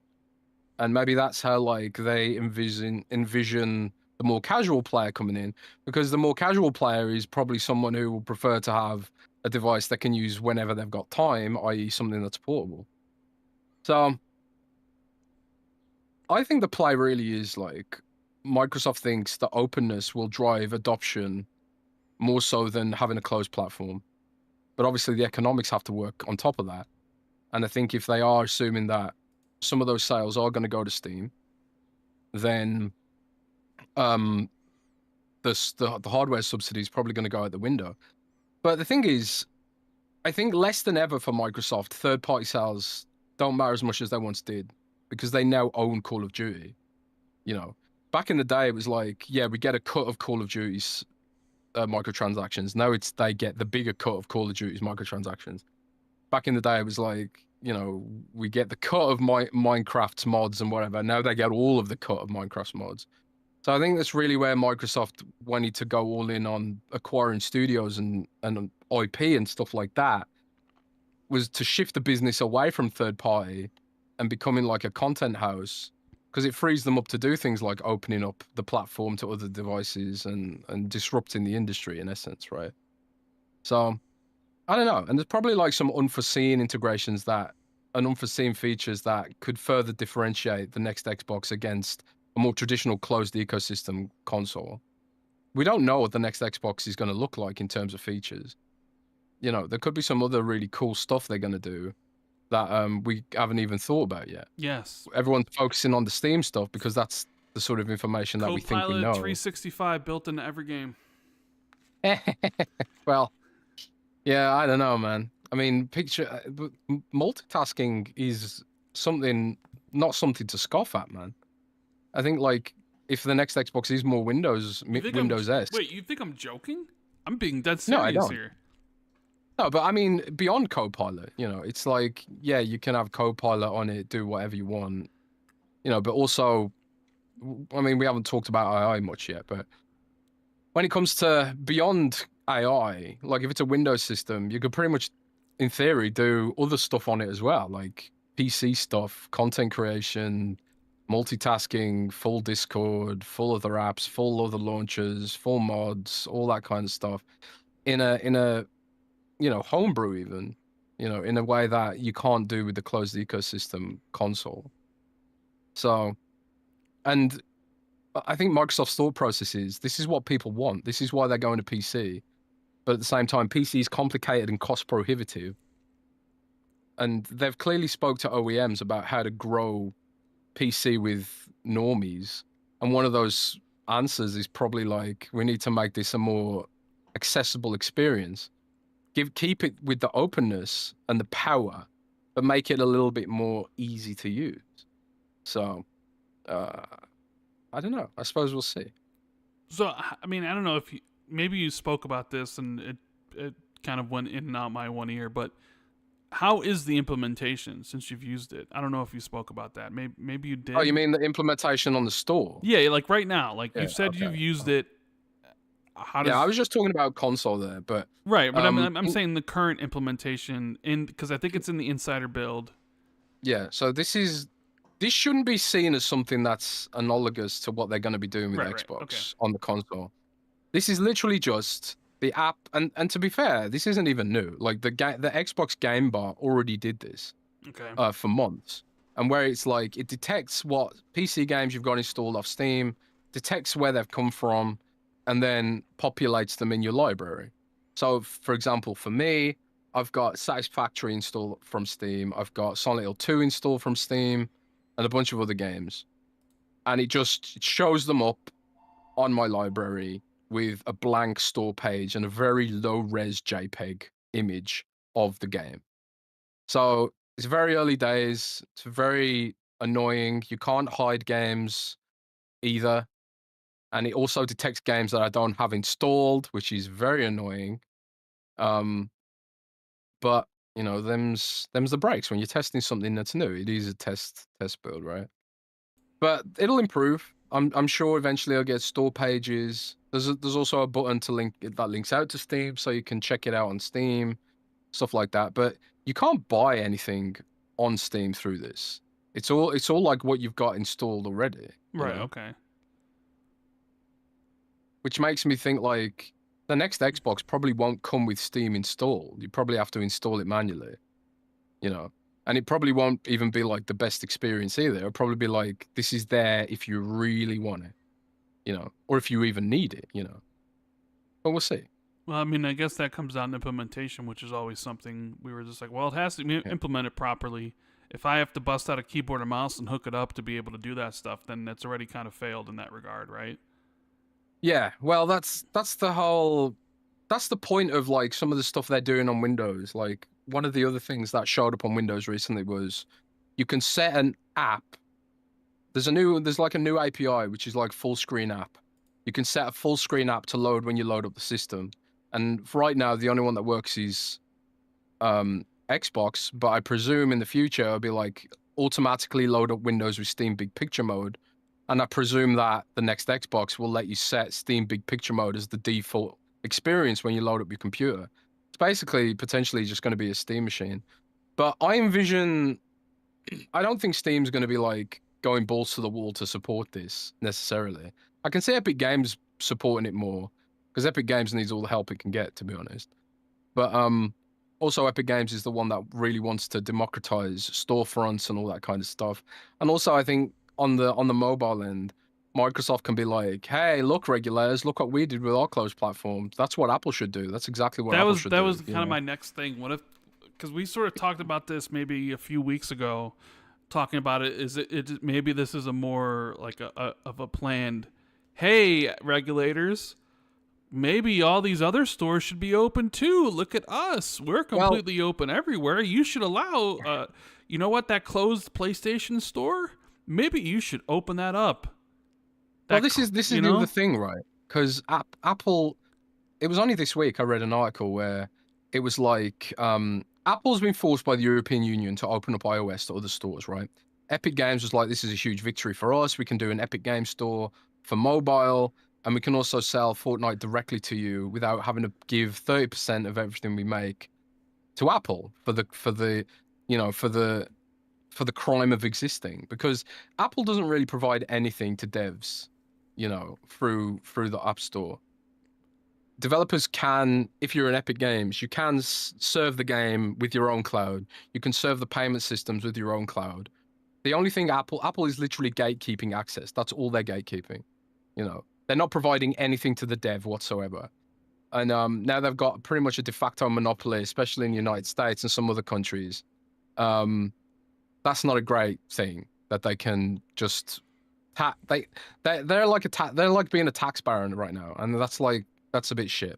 So the EU and in fact America as well, a judge forced them to open it and allow Epic Games on there and stuff like that. But only this week I saw an article where it's like Apple introduces a maze of new taxes and fees in order to get your own store up on the iOS. So they've kind of like gone through the European Union legislation with a fine-tooth comb and been like, now see, this is a way around this, blah blah blah. This is a cool thing that we can do here. So instead of having like one fee, they've now split it into like lots of little fees, lots of new fees that aren't covered by any of the legislation, right? So Apple are sort of fighting tooth and nail to frustrate this process, while also lobbying the US government to step in and sort of, threaten Europe with more tariffs if they don't allow their American crown jewel company to just do whatever it wants. But the thing is, American regulators are pushing against this as well, like, which is why Fortnite's been able to publish on iOS in America as well. So I suppose this gives Microsoft a tool to push their own mobile store, which, as we know, was announced last year and has never materialized because of Apple's rules and because of how hard Apple and Google make it happen. But the thing is, when these companies have these monopolies now, it's prohibitive to innovation. Smaller companies can't pay those fees realistically, and bigger companies have to pass on the cost to consumers. So in the end, it's worse for us as a consumer, because even Patreon, for example, Patreon takes 30% if you subscribe before, at least. I think the fees are removed now thanks to the judge in America, but at least for a while, Patreon was having to pay Apple 30% of anyone who subscribes to Xbox 2 podcast directly to Apple for no reason, even though they used all their own stuff, their own payment systems, their own cloud. They had to send 30% to Apple for the crime of existing. And obviously Patreon passed that cost on to consumers. But now, because of the legislation, Patreon's took that fee away, right? For iOS users. So I don't know. And obviously Windows doesn't have anything like that because Windows has always been an open platform.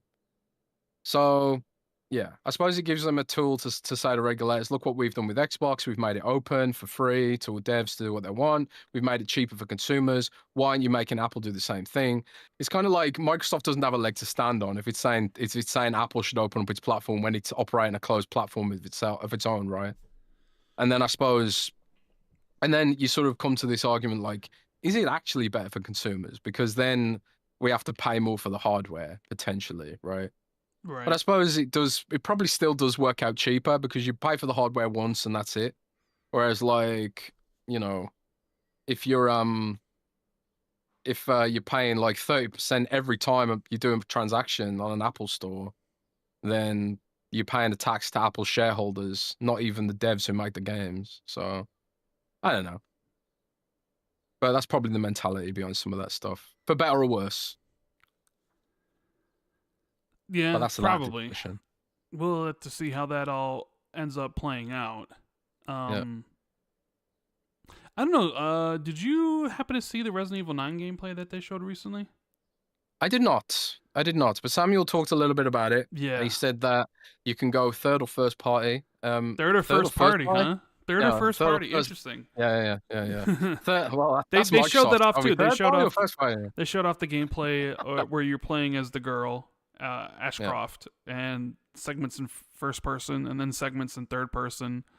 And they even talked about Leon, about how originally Leon was supposed to be the main character, but then it wouldn't work, or he wouldn't be suited for this. He's too badass. Too much of a badass or whatever. But man, watching that footage, I'm like, whoo! I mean, game of the most anticipated Looks game. Good? Well, it's like, bro, yeah. I mean, I cannot wait to play Resident Evil 9. And when I was watching the video, I was thinking to myself, am I going to play this game in first person or third person? Ooh. Because chat, tell us, are you going to play Resident Evil in first person or third person? Yeah, because I was watching it and I really, really love 7.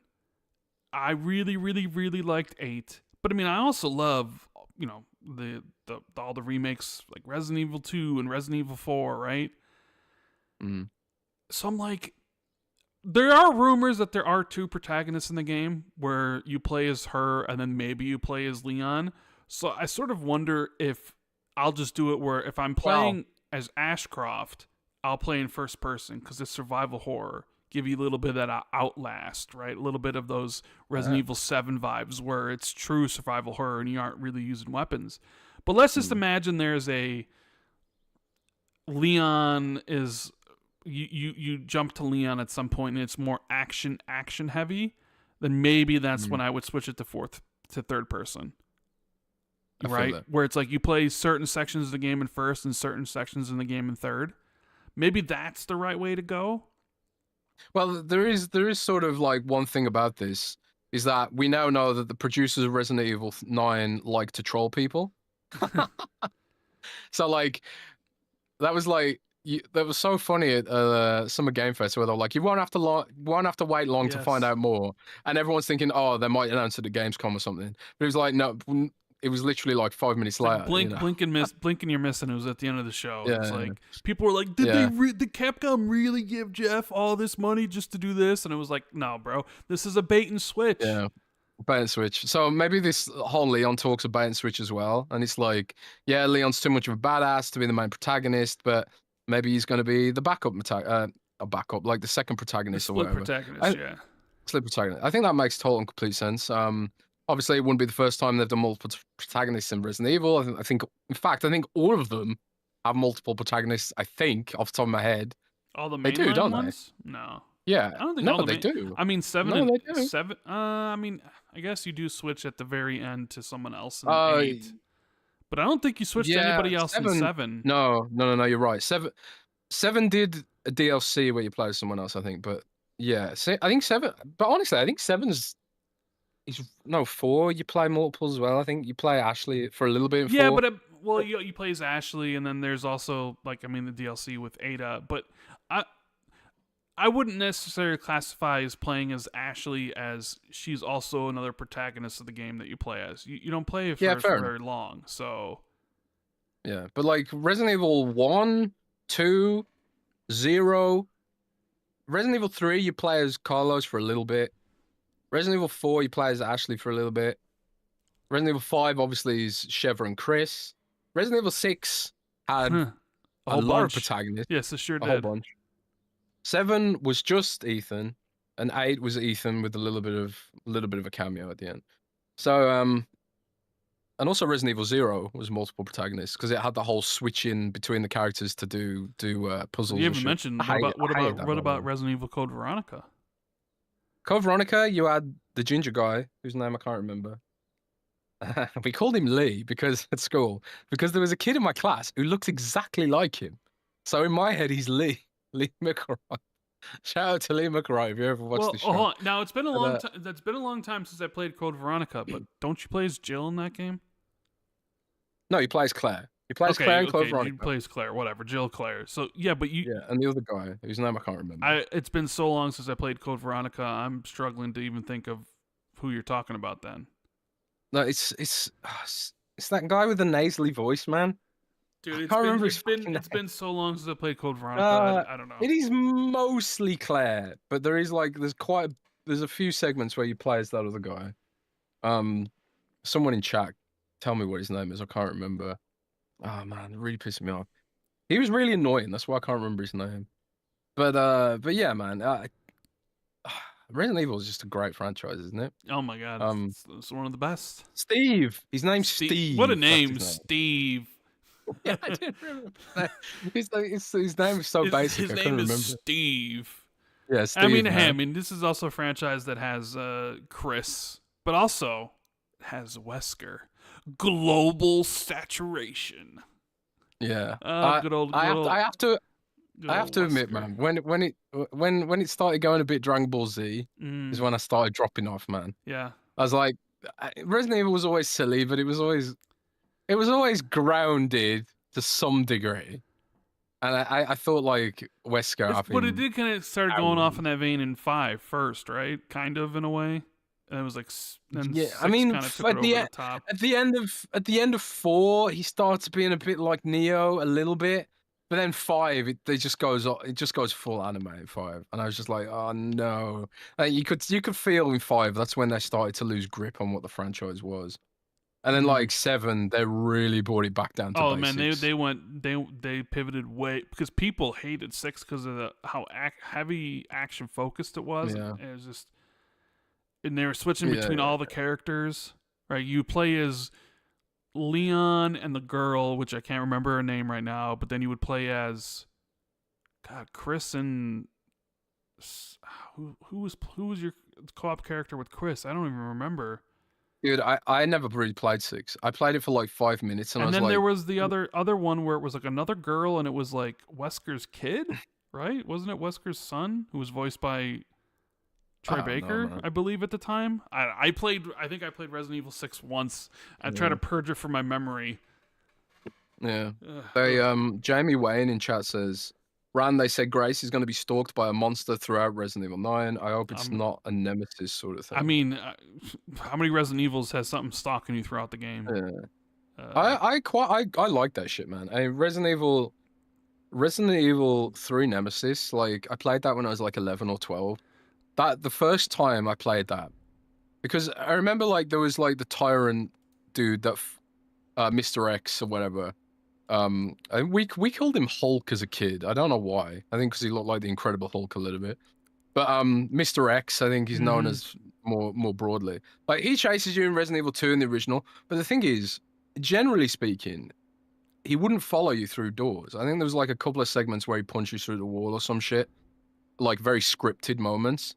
But like Nemesis was so much more dynamic. Like he followed you through doors and like would chase you for ages until you dealt with him. You know, I know people who can't deal with that, about being able to game under pressure and needing to do the things you need to do in an area while you're still being hunted by a big creature. Like people freak out and they can't do it. I know people who can't.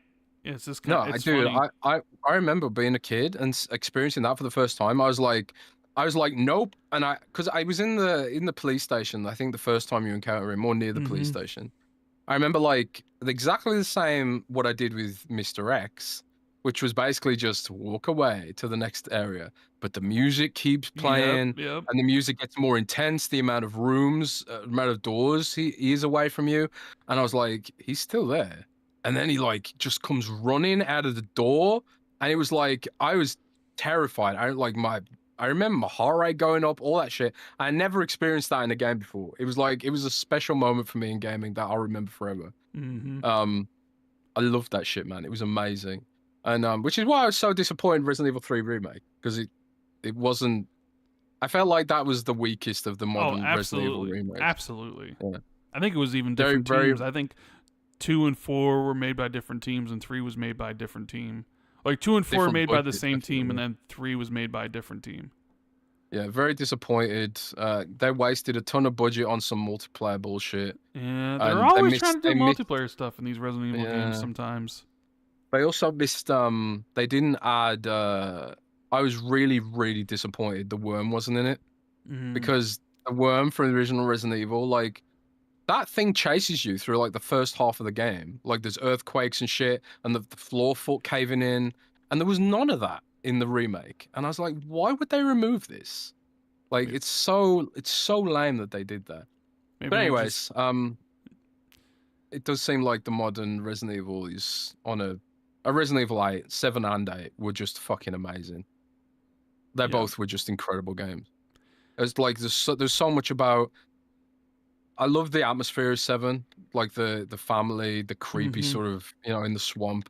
But Resident Yes. Evil 8 was such a homage to every genre of Resident Evil. There was like the pure horror section where you didn't even have a weapon, and then there was like the action sections and like the more open sections, homage to Resident Evil 4, and then like a more mansion-y section, which is like a homage to Resident Evil 1 and 2. It's like this is like the ultimate Resident Evil experience. Absolutely love that game. So yeah, Resident Evil 9 has to be like high up there on the list of most anticipated. But I have to say this, Ran. I have to say this about Capcom. They've disappointed me a lot recently. Yeah. They've disappointed me a lot. Like Dragon's Dogma 2 was nowhere near as good as I'd built myself up to think it would be. Also seems to feel it seemed I know it's 2 years now, but it seems like Dragon's Dogma 2 came and went. Honestly, it doesn't. Yeah, like I know there was a big discussion. I saw you mention it about like Steam concurrent user data or whatever, right? I think Paul mm, Tassi was talking about it. Really quickly, bring up the Steam concurrent user data about Dragon's Dogma 2 just to see well, how it's not really fair to Dragon's Dogma 2 because it really was a true. one and done kind of game. Well, I mean, just But just the the thing point, is, just the original Dragon's Dogma, what happened with the original Dragon's Dogma was they released an expansion that had more of a sort of like replayability aspect to it. It had like this sort of tower thing you could do. So like all the game systems like making builds and you know gear and all that kind of stuff kind of gave it the longevity that the original version didn't have. But this, I think a lot of people expected Dragon's Dogma 2 to get an expansion like that, but it just never did. And it's the game director has also left Capcom and I think joined Tencent. So and he was like the original Dragon's Dogma director and all that kind of stuff. And also like Dragon's Dogma 2 had none of the depth that Dragon's Dogma 1 did with regards to making builds and stuff like that. I don't know. I don't know.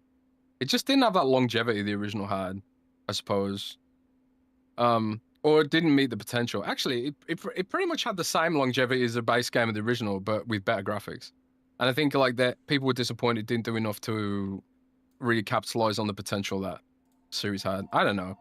But Dragon's Dogma 2, I suppose, like I did get a lot out of it. It it ended as games are supposed to end. But I remember feeling deflated by the end of it. It's like it didn't sort of didn't hit the payload that I was hoping it would. But the other disappointment, obviously, being Monster Hunter Wilds, which has fewer concurrent players right now than Monster Hunter World. mm, Um, which you could argue is not a fair comparison because Monster Hunter World had like 2 years of updates going for it.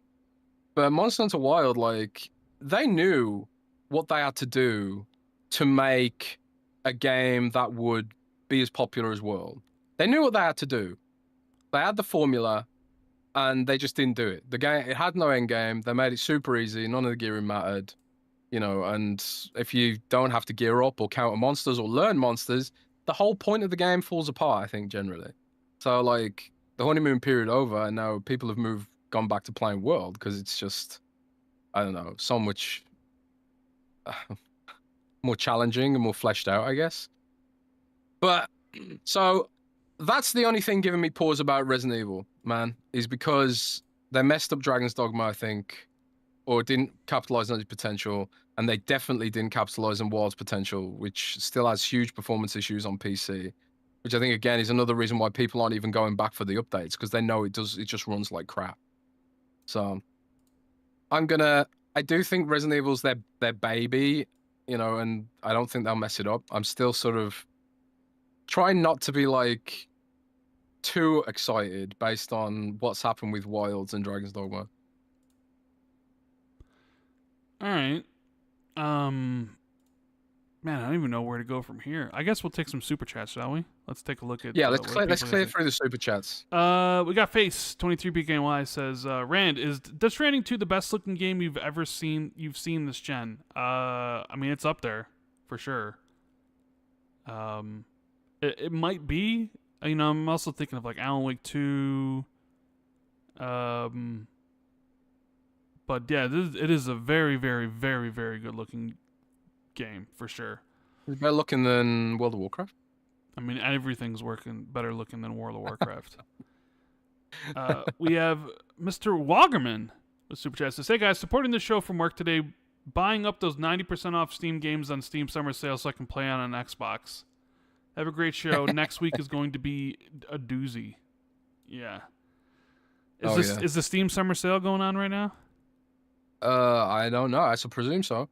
I mean, yeah, he says he's buying some games, be able to launch them on his Xbox Ally X later this year, and then eventually Xbox down the road, PC stuff.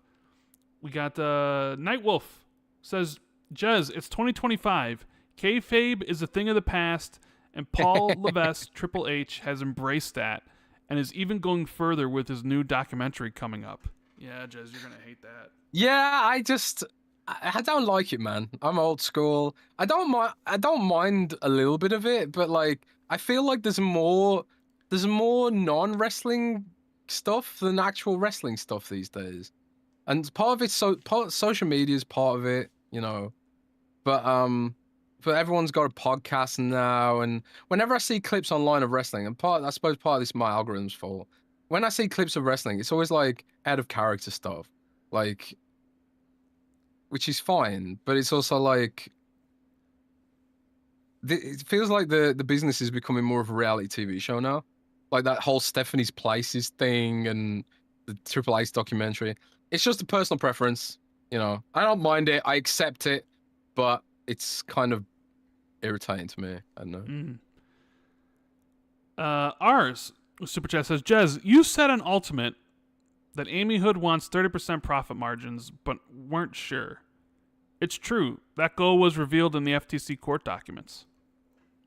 Oh, was it really? I didn't know that. Yeah, I don't have. I said like on Ultimate that I'd heard this rumor that Amy wanted 30%. Wanted every department to pull 30%, but when you actually like look at what the gaming industry does, generally speaking, I don't think any gaming company on earth pulls 30% profit margin. So I would hope that Amy and Microsoft aren't just creating this unrealistic expectation. But as I say, that was a rumor going around internally at Microsoft, so maybe it did come out from the FTC courts stuff, and that's why there was a rumor about that. But I don't know, man. We're going to talk about layoff stuff in a minute. That's an insane profit margin. A margin that they have to put on, right? So it's completely unrealistic. We have Hiho Silver saying, would y'all prefer a huge budget Fallout spinoff by Obsidian, a la New Vegas 2, or a Wasteland 3 style Fallout by InXile, or something else entirely? I'm going to go with InXile, definitely. I'm going to go with the Obsidian one. I'd rather have a huge budget Fallout spinoff by Obsidian than a Wasteland 3 Fallout by inXile, because I wouldn't play that Wasteland 3 Fallout by inXile at all. I tell you what the ideal situation is. This is the ideal situation for me, is that we get both. We get Obsidian doing a mainline Fallout spin-off in the vein of New Vegas, like Fallout Chicago or something like that, and Rand can have a cameo in it, and Palermo's Pizza, I guess. And then we also get a Fallout 1 and 2 remake that's on the Wasteland engine, because that was just Unreal Engine, I think, anyway, right? After playing Rogue Trader and being obsessed with it, it really, really made me appreciate the things that inXile did to advance the genre. Because obviously, Rogue Trader, I think, has a very like big scope. They tried to do a lot and made the game very long, but it's missing that kind of cinematic flair that I think Wasteland has, and also definitely what Baldur's Gate has. But Baldur's Gate went like high quality, more dense experience. Wasteland sort of in the middle with like a big experience, but with some production values. And Rogue Trader was just like, we're going to make the longest fucking game you've ever played in your life. So, I think like, I really like inXile's treatment of that genre, and I do hope we see them come back to it eventually. But Clockwork Revolution looks amazing. Yeah, and guess what? That's not a Wasteland 3 style game though. You know? Yeah, I know, but imagine that all the skills they get from that. Because they know that those games have limited audience. Look at Baldur's Gate, bro. I'm sorry, but look at Baldur's Gate. Yeah, Baldur's Gate, yeah, sure, Baldur's Gate, but that's totally different. That's a totally different thing. They're not the same. It's not, bro. I think if you put Fallout, it's like, hey, this is the Baldur's Gate of Fallout, and then release it in line with a new TV series, that shit would clean up, man. Bro, that would clean the fuck up. Could you imagine if they did a Fallout like Wasteland 3 game, and then the TV show launched, and then people were like, "What's this new Fallout game? I'm gonna go play it," and then they play it, they buy it, and they play it for like 10 minutes, and they refund it because it's the bro. People did not refund Baldur's Gate. It just has to have. But Baldur's Gate didn't have a TV show where it was bringing in a whole bunch of new people that maybe had no idea what type it had a fucking movie. The Dungeons and Dragons movie. Come on, come on, Jez. Dungeons and Dragons is huge, man. No one's saying it's not. But the Dungeons and Dragons movie didn't do anything for Baldur's Gate 3. That was a good movie, man. I enjoyed the movie too. I thought it was really funny, and surprised they're not doing another one. Well, because it cost a lot of money, and the movie didn't make that much. No, that's a shame. The movie industry might be cooked, as the kids say these days. Why? With I think I saw some analysts or investors saying that in 20 years there ain't going to be any there will basically be no movie theaters left. There might be some here and there, maybe in like the cities or something. But it's just everything cooked. Is every industry fucked? Except for the military-industrial complex, who are doing very well right now. I don't know. It's just like I keep it. Gaming's fucked. Movie industry's fucked. Journalism's fucked. Artists are fucked. Everything's fucked. I even had an Uber driver complaining the other day, saying there's too many drivers now. Is it because which means AI? Nobody can make any money. AI is coming for Uber drivers as well. Apparently, automatic. Because now I see the AI bros who are like, dude, Hollywood's gonna be totally screwed when you could make a movie with AI, and it's like, okay, it's one thing to watch a 1 minute like AI video on TikTok and Twitter, right, where you're scrolling through a bunch of slop on your TikTok feed or your YouTube Shorts feed or whatever, and it's a minute long, and you're like, oh, that's sort of cool looking. It's another thing entirely to have to actually make a 2-hour long film with multiple characters, multiple speaking parts that have like a coherent plot, and then to get people to fucking pay for it, right? That's the thing. I don't know if people realize that, about how hard it is to get people to pay money for something when they normally get it for free. Because right now, you're getting all this AI slop garbage for free on whatever platform you're scrolling on and looking at your stuff. But deep Which is down, true. are those same people going to want to like, hey, let's go to the movie theater? What's playing? I don't know. The beautiful AI slop over at the late AMC's, and it's $20 a ticket. Are people really gonna go and pay money to see that stuff? Is that the movie name you come up with? It's just whatever. Beautiful I think it was. I wanted to have like the beautiful and then some other word, but I was just like whatever. But I thought you were gonna say like the Beauty and the Beast AI edition or something. But it's like who's gonna pay for that stuff? Who's gonna want to be like, all right, let's go out. We're going to the movies and we're gonna see some AI garbage that some dude fucking made on his PC for 2 hours. That you have, is it any good? Can AI make something that's like really good longer than a minute? That has to act. I know it'll like train from all these sort of things, but I really have a hard time believing that people are actually going to want to spend money on that stuff. It's one thing to get it for free, and just it's part of like scrolling. I'm on my bed and I'm about to go to sleep, and I'm just throwing through all this stuff on YouTube, and it's all just AI garbage. It's another thing to actually plan stuff around and be like, let's go out for a family get together. All right, we're gonna spend $150 to watch the latest AI slop from some company. I'm not sure that's gonna fly. Especially at those. I mean, with books, it's a little bit different because books can sort of be hidden, and they're priced low enough where someone might be able to put out an AI book without really disclosing it's AI book. And then people might buy it because there's no way to really tell, and they're cheap enough. I don't know if I did tell you this, but some author did get caught using AI recently. They forgot to remove the prompt in their published edition. So like the prompt was rewrite this sentence and rewrite this paragraph in this format using the style of this author and this author and this. She just copy and pasted it and totally just left it in there. Literally telling the AI to just rip off other authors, So, yeah. But then gaming, if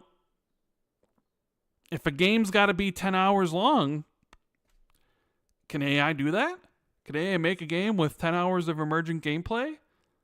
I mean, probably not in 2025. Maybe 10 years from now. How much of the climate are we going to destroy, and the world we're going to destroy because AI has to be everywhere? Yeah, I mean, the whole AI debate's just it goes around in circles, right? I mean, it was Google's AI CEO came out last week and said there's a good chance that AI will literally destroy humanity. Like, oh, that's great, and we're just pushing ahead with it, right? So I think there's a lot of hype, right, about what AI will and won't do, and I think like there's going to be an endless amount of disruption, but I think there'll be a lot of it'll be a selling point for people, for companies, and being like, no AI was used in the making of this movie, for example. I really think that'll be a selling point for movies. Like today, sometimes you get a movie, it's like, oh. This movie was shot entirely on iPhones, which I think 28 years later was shot on entirely on iPhone, to give it that sort of realistic kind of vibe, I think. Although not the iPhone cameras are pretty. I shit on Apple a lot, but iPhone's cameras are absolutely, for video, absolutely incredible. They're like top notch, man. My girlfriend took some video in Hawaii, like underwater, with the iPhone, and I was absolutely blown away at the footage. It looked like documentary footage, man. Really, really good. But I think what'll happen is something. It'll be somewhere in the middle where like you get like, they use AI for some things in movies, like how they used AI to superimpose young versions of certain actors' faces in Star Wars, for example. And that was before generative AI was a thing, right? So I think like there'll be some applications where it's like AI actually makes sense to use here. It actually makes sense to use AI for this, rather than like makeup or something like that, But entire movies made with AI, um, it still has to be actually good. And until AI can actually provide a truly good movie, I don't think it's going to be a thing. But who knows, man? Who knows? Yeah, right. We'll see. We'll see what the future holds. But we can sort of know what the future holds with Xbox. Yeah, Because there have been whispers from Jason whispers. Schreier that Yep. we're about to go through next week, potentially. Major Xbox layoffs. Once again, for the fourth time Mm. in 18 months, where Xbox has laid off a significant portion of their workforce. Yep. There's been reports, from people.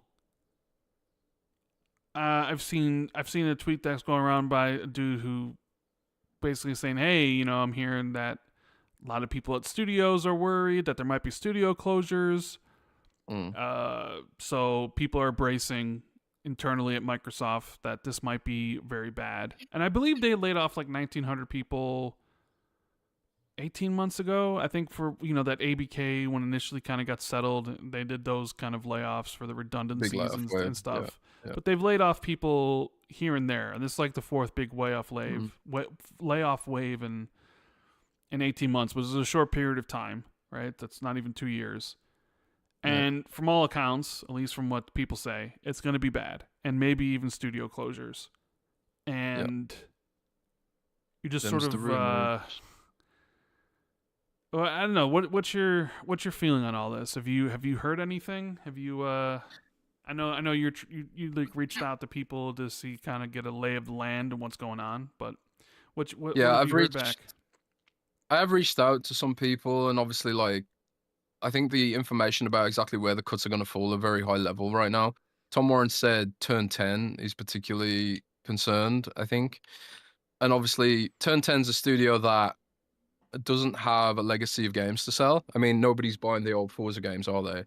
And also, like, I don't know if they're even available because they get delisted because of licensing stuff. I believe And like, if all the Forza, Forza Motorsports are delisted, 1 through 7. yeah, so they don't have a legacy of games to sell. Whereas like a Bethesda or another studio like that, people still buy Fallout 1, 2, 3, 4, you know, even today because of that stuff. So the business model of Turn 10 sort of, I think, puts them in a precarious position potentially, I more mean, so than some of the other studios out also there. that they're kind of their game that they make is redundant to Forza Horizon, I think as well. Who Yeah, needs I mean, Forza Motorsport when you have Forza Horizon? And I say that knowing that there are plenty of Forza Motorsport fans out there who yeah, probably hate me saying that, and they're like, "Fuck you, Rand. I love Forza Motorsport." And I'm like, I hear you, but if you're looking at it from just like, see, this is also the other issue, because you look at it from a spreadsheet perspective, like how they would do it at Microsoft, where it's mm, just money in, money out. Where can we yeah, make cuts? And it removes the human aspect where you're talking about here is like actual people with lives, with houses, with kids. yeah, And it's just, so you talk about these things and it's like cold and unfeeling, but then you realize like, oh, this is going to it's impact people. someone's life Yeah, pretty negatively. And it's like, of course, the $1 trillion corporation is going to have more and more layoffs. Like, even though they post all these record financials, even though yeah, Xbox itself is making more money than they ever made before, still got to cut, and we got to cut hard. We're going in yeah, a different direction than what the org was originally set up for. So they're talking about reorganizing things, and we're just going to keep on cutting this. And it doesn't matter. It doesn't matter that the overall company is as profitable as it's ever been. And I saw something that Microsoft might be a $5 trillion corporation in 18 months or whatever it is. yeah. I saw that Doesn't too. matter. Yeah, Still got to cut. Still got to get rid of people because line goes up. Line has to go up no matter what. Like, it can't ever. shareholders. Yeah. Like, we got to make sure there's the shareholders are getting their money's worth. So if we got to lay off 5,000 people here and then 10,000 people next year and do all these things, even though we're making money hand over fist, that's the way it's got to do. And it's just, Corporations, man. I tell you, Yeah, that's but why. it's the system. It's the system that we've set up for ourselves. Where like Microsoft when because Microsoft's fiscal year is ending now this summer. Yep. Their fiscal year ends in the summer. It doesn't end at the end of the year. It ends in the summer. So this is Microsoft's fiscal year 2025. It is 25, right? Ending this summer. So when they do this, they plan the budgets for the next year out, right? Mm-hmm. And they will look at like, okay, what are our plans for the next year, and which employees don't make sense, or which roles don't make sense in this direction that we're heading in. So like if Turn 10, for example, Turn 10 obviously known for the Forza tech engine more so than anything right now. Forza Motorsport didn't absolutely blow up. Horizon has completely overshadowed Motorsport and the whole sim racing thing. And there are also like, in terms of hardcore sim racing, there are other racing games which do it better. Like I believe, is it called iRacing or something like that? I'm not a huge racing guy, but I do know that like there are racing simulation games which tend to be the go-to for most hardcore sim racing people. I think one of the issues is when you are making a sim race and you want to use licensed cars, you can't really have like truly simulatory damage physics and like a true simulation, because a lot of that stuff, like the licensees, they don't want to see their cars get smashed up and stuff like that. So I don't know, maybe the business model just doesn't work. And with more and more studios moving away from proprietary engines and more towards Unreal Engine, it's sort of, if they're looking at like, okay, well, uh, if Forza itself is going to move to Unreal Engine, Forza Horizon even, if that moves to Unreal Engine, we don't need all these technicians working to support Forza tech, right? So just speaking analytically about it, maybe that's some of this the mindset, the spreadsheet mentality with regards to some of this stuff. But I would hope that like you're still going to need those employees. You're still going to need that expertise. And a lot of Microsoft studios do have job listings and job openings right now. Ninja Theory does. All of the Blizzard studios do. ABK does. Playground does. So I would hope that like if there are some closures that some of those employees find new roles internally and stuff. And I don't know how that works with regards to like, do they have to reapply? All that kind of stuff. It's just a bit of a shitty, sucky um it's just a shitty, sucky kind of situation, right? So yeah, I don't know what's gonna happen. I mean, I've asked around, but I don't know. Microsoft hasn't really briefed down the chain where this is gonna happen and all that kind of stuff. So I don't know. I mean, yeah, I don't know if there's going to be any studio closures, but I wouldn't be surprised if there were. Like, if you were to say, hey, we're closing Turn 10, I wouldn't be shocked. Because in a world where Forza Horizon exists and is as big as it is, you look at, like, the future and you're like, do we need Forza Motorsport at all? And at that point, it's like, well, they are, like, kind of support for Forza tech, so it's one of those things where maybe they, like Roundhouse Games, where they folded Roundhouse Games into ZeniMax Online.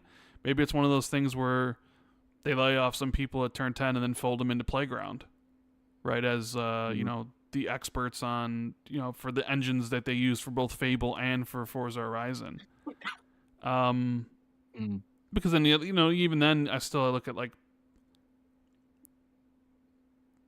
you look at studios and you're like, well, there are some studios that shipped recently, because you can look at stuff that's coming in the future.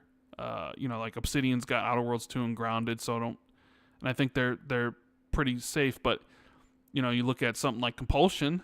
Does Compulsion really matter to Microsoft in 2025 as maybe they did in 2018? I mean, maybe they're small enough studio where they don't take up a lot of budget, so it's like, all right, well, no, we can keep them. Like you mentioned Ninja Theory, the mocap and stuff, and it's like, even though I think you weren't a fan of Hellblade 2 and you're like, do people need a Hellblade 3?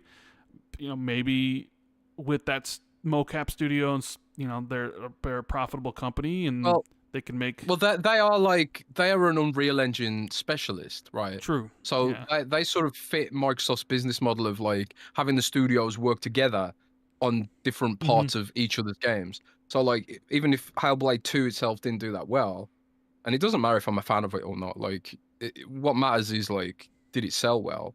Did it prevent Game Pass churn? Was it a good Game Pass engagement system? Whatever. Even disregarding that, Ninja Theory had a new studio built in the UK. They've got a state-of-the-art motion capture facility, arguably the best, in the UK at least. And all of Microsoft studios can use that. And also they're Unreal Engine specialists, so they can contribute to other teams and their projects.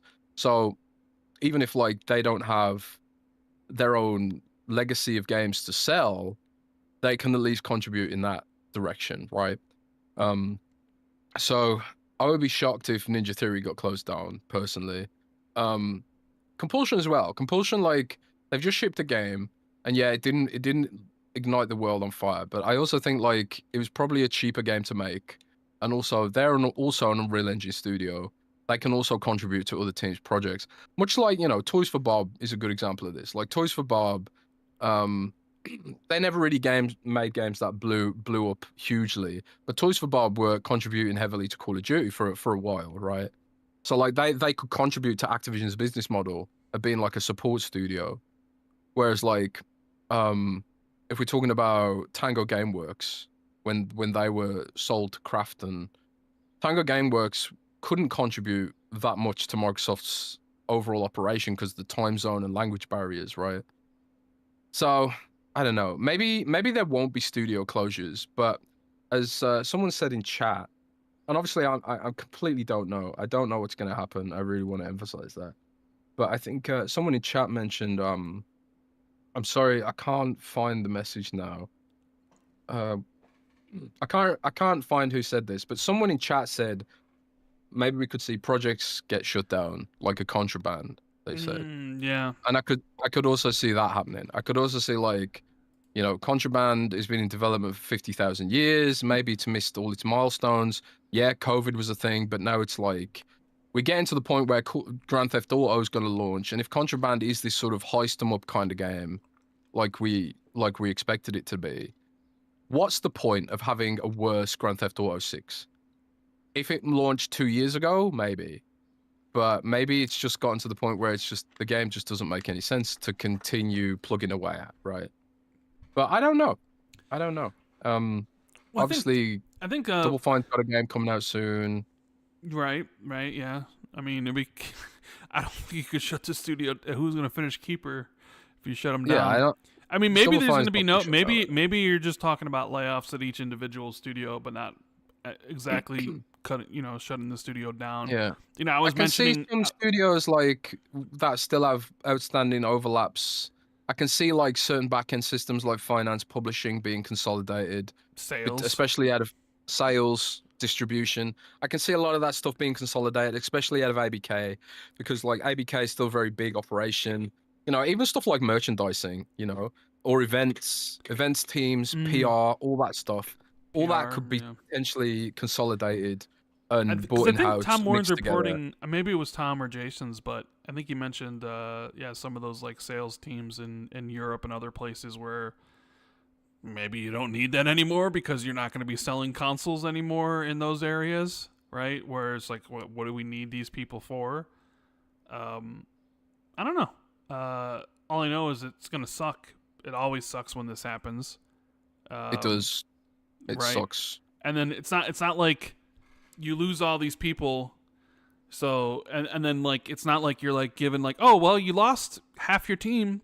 Yeah, well now you got an extra 2 years in a project. Nope, they're gonna want those projects to be as good as they were, and to come out on a timely manner, even though you just lost half your team. But then it's like all that talent, all those people that are amazing at what they do.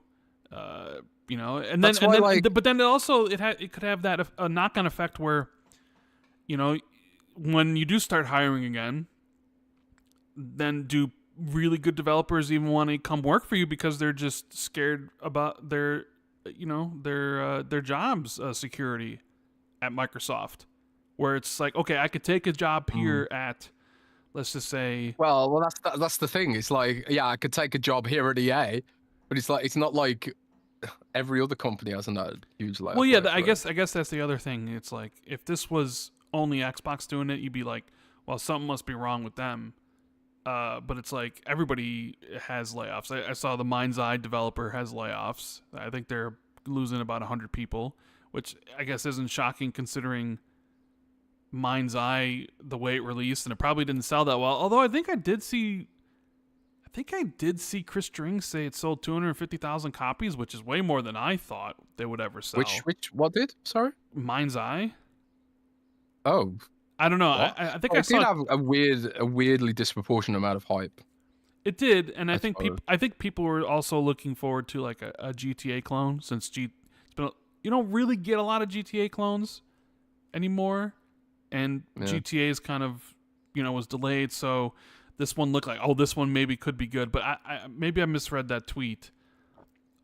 But yeah, I mean, everyone seems to have all these layoffs, but who knows what to expect for next week.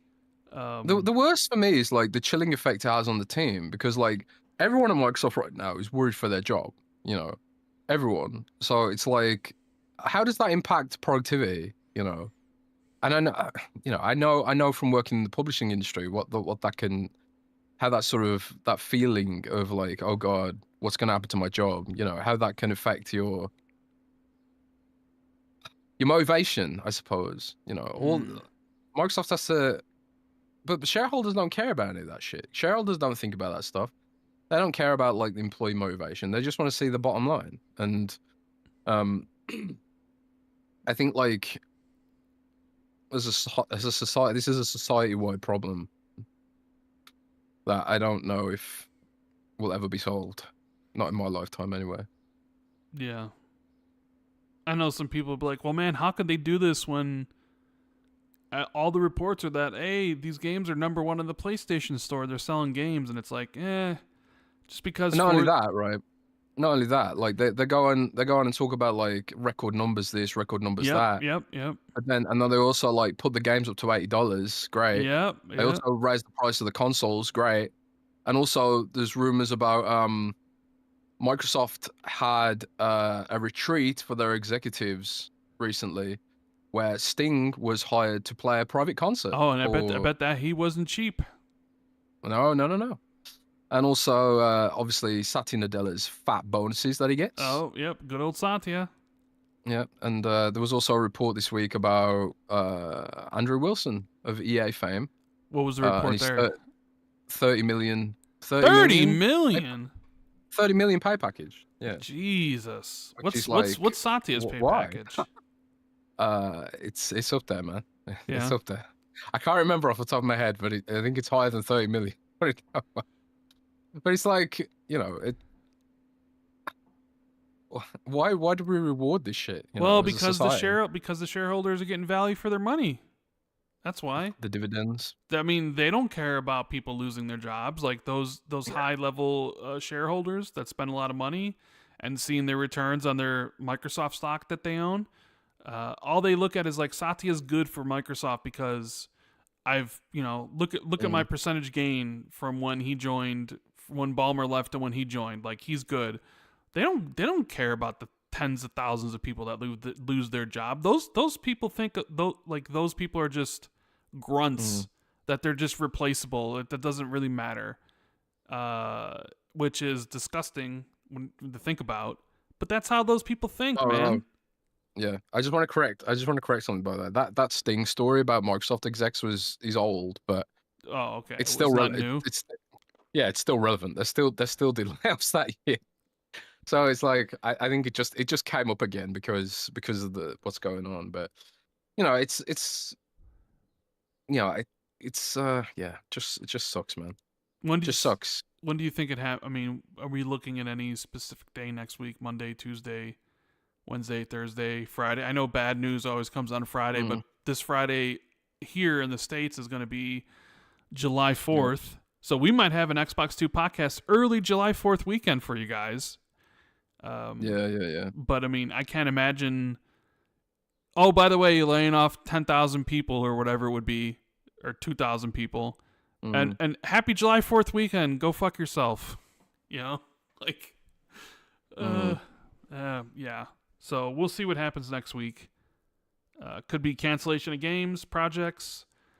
You know, I wouldn't be shocked if there was studio closures, but maybe they just kind of don't close studios. They just kind of lay off people from the individual ones, still keep them open. But I'm sure we'll find out the scoop from Tom Warren or Jason Schreier whenever this does happen, because I'm sure there will be the token Phil email about how this is going to make Xbox a better place, but we're so sorry for people to have to go. But here, you know, the token email from that always precedes these that will get leaked to somebody to post. You know, there's also like Microsoft Xbox, the Xbox division right now employs 16,000 people. Is it 16,000? It's 16 approx like ABK and all those other divisions. It's 16,000. I think it's 16,000 off the top of my head. Microsoft itself employs like, I don't know, over 100,000. I don't know exactly, but it's a shitload of people. And you know, when you tally up all those people, you know, and it's kind of like, obviously the business has to be profitable in order to keep the 16,000 people in the job, right? Which is why, like, it always bugs me when I see people say things like, "Oh, Microsoft needs to shut down. Look at these layoffs," and it's like, hang on a sec, you're mad about the layoffs, so you want there to be even more layoffs? You know, it's like when you boycott a game because of layoffs, and it's like you're hurting the devs here, kind of. The issue is it's very hard to hold. Structurally, it's very hard to hold shareholders to account for advocating for this. It's also very hard to hold the CEO and executive layer to account in any company, I think. I watched a report. I read a report recently about Boeing, because, you know, famously Boeing's had a lot of issues over the last few years, right? And Boeing, with like the door falling off on one of their jets and all this kind of stuff, right? With Boeing, I read that like this all started happening when Boeing became publicly traded and they started having an incentive to cut corners, maximize profits at the expense of safety. It's that sort of short-term quarterly thinking, right? So it's like, okay, this quarter we've maximized profits and the shareholders that quarter can be happy. But then a plane explodes because they've cut corners, you know, but they don't think about the longer term consequences. And I think that's one of the issues with quarterly thinking in any corporation. It's like, yeah, okay, you're doing this to save money this quarter, but what are the impacts going to be on your business next quarter or next year or in the future and all that kind of shit, right? Like, you know, come back to Windows Phone, and Satya Nadella says like several years later, "Oh, we shouldn't have shut down Windows Phone because now we don't have an AI play at all for mobile." It's like, yeah, no shit, bro. But at the time, it was like better profitability for that quarter to shut down Windows Phone, and now like the opportunity to get even bigger returns on that investment is gone. You know, it's a problem with the whole system, man. Problem with the whole fucking system. Do you want to get some super chats, my buddy, my dude? I wanted to call you my buddy and my dude, and I also called you my boob. Okay. My boob. Do you want to get some super chats, my boob? Yes. We got Danny Passion, who says, "My question is Sony being Steam to PS6?" I guess I don't think so. I guess he's meaning, is Sony going to bring Steam to PS6? I would say probably absolutely not. 99% no. I don't think maybe PS7 if there ever is a PS7. But I do not think Steam will be on PS6. No, I don't think so. I don't even think it'll be on the PS7. I'm just saying I think there's 0% chances on the PS6 and maybe like a 5%, 10% chance maybe. Because you look at a PS7, let's just say the next PlayStation's 2028, maybe 2027, 7 years. you're looking at 2035. It's 10 years from now, man. How much is the industry going to change in the next 10 years? Will we be playing exclusively AI slop games in 10 years? If that's the case, I don't know if I'll be gaming anymore. You know what I'll do? I'm almost looking at like the books I read, where I look at like the author and I'm like, okay, was this author writing books before the advent of AI? Because you can't be sure with new authors anymore, because new authors could just be using AI to write books, you know? Oh shit, yeah. Good point. It's like, okay, Good you point. wrote a whole bunch of books in the 90s. All right. I'm not saying they're any good, but at least you wrote them and not some AI generator. But no, I don't think they'll bring Steam to PS6. Maybe there's an outside chance they'll bring it to PS7, but who knows what the game industry looks like in 10 years. Phase 23 BKNY says, in my opinion, the next Xbox OEM Steam box is for diehard Xbox fans who don't want to move to PC, and it will be very expensive at $700 to $1,000. It won't sell to the mass market casuals. People on PlayStation won't switch because of the library. I mean, I don't think anybody... I agree. I mean, I agree that it'll be expensive. I agree that that device is mostly going to be targeted to Xbox hardcore. I agree that PlayStation fans probably won't switch, because why would they? Yeah. Casuals, I don't know. I mean, casuals also tend to be getting more into PC gaming now, so maybe you could... Well, the casual audience is going to PC, and Microsoft just sells to them on Steam. You know, this is why Microsoft bought so much IP, is because IP is the business now. And I honestly wouldn't be surprised if Microsoft ends up trying to acquire more studios in the future. You know, they've looked at Tencent and been like, Tencent's the right business model for the future. We need to be everywhere, everything, all at once, every genre, with a subscription service. And we can have our cake and eat it by also having our own platform. But yeah, I think they know the platform is going to be a niche thing for people who already own Xbox games and don't want to lose them. And I don't know, but who knows? Maybe they position it in a really cool way, in such a way that it just makes sense for maybe PC gamers who want a PC game in another room. They've got a big rig somewhere else, and it's just like, well, I could do this here. You know, I don't know, man. We'll see. We'll see what their vision. But I tell you what, I tell you what I do know. What do you? I tell you what I do know. What do you know?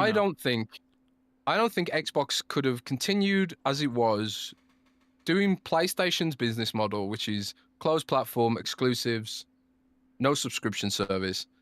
I don't think they could have competed with PlayStation after 2013 when they lost that generation. They had to do something different. They have to be a disruptor, because just copying PlayStation just ain't gonna work. There's no future in that. So I think if you copy that model, you definitely kill Xbox if you do that. I think this is sort of like a let's disrupt or die kind of thing, and it might work. We'll see. So would you say that Nintendo follows PlayStation business model, or does PlayStation follow Nintendo's business model then? Well, are they both the same business Nintendo, model? They're kind of the same business model in essence, I suppose. But like PlayStation's got its very sort of, we're gonna lock kids into a lifetime of Nintendo nostalgia, you know. Because I think oftentimes with Nintendo, they're not acquiring new gamers out of the adult cohort. They're getting gamers when they're young, and who then grow up into Nintendo adults. Right. Do you ever see a future where Nintendo, like, look at PlayStation, they embrace PC.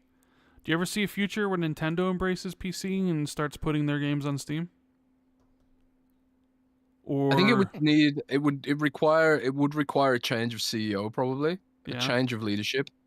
So like maybe generationally, so they will come to PC and mobile, you know, because eventually it's going to be trivial to like have your games everywhere, whether it's via cloud or whatever.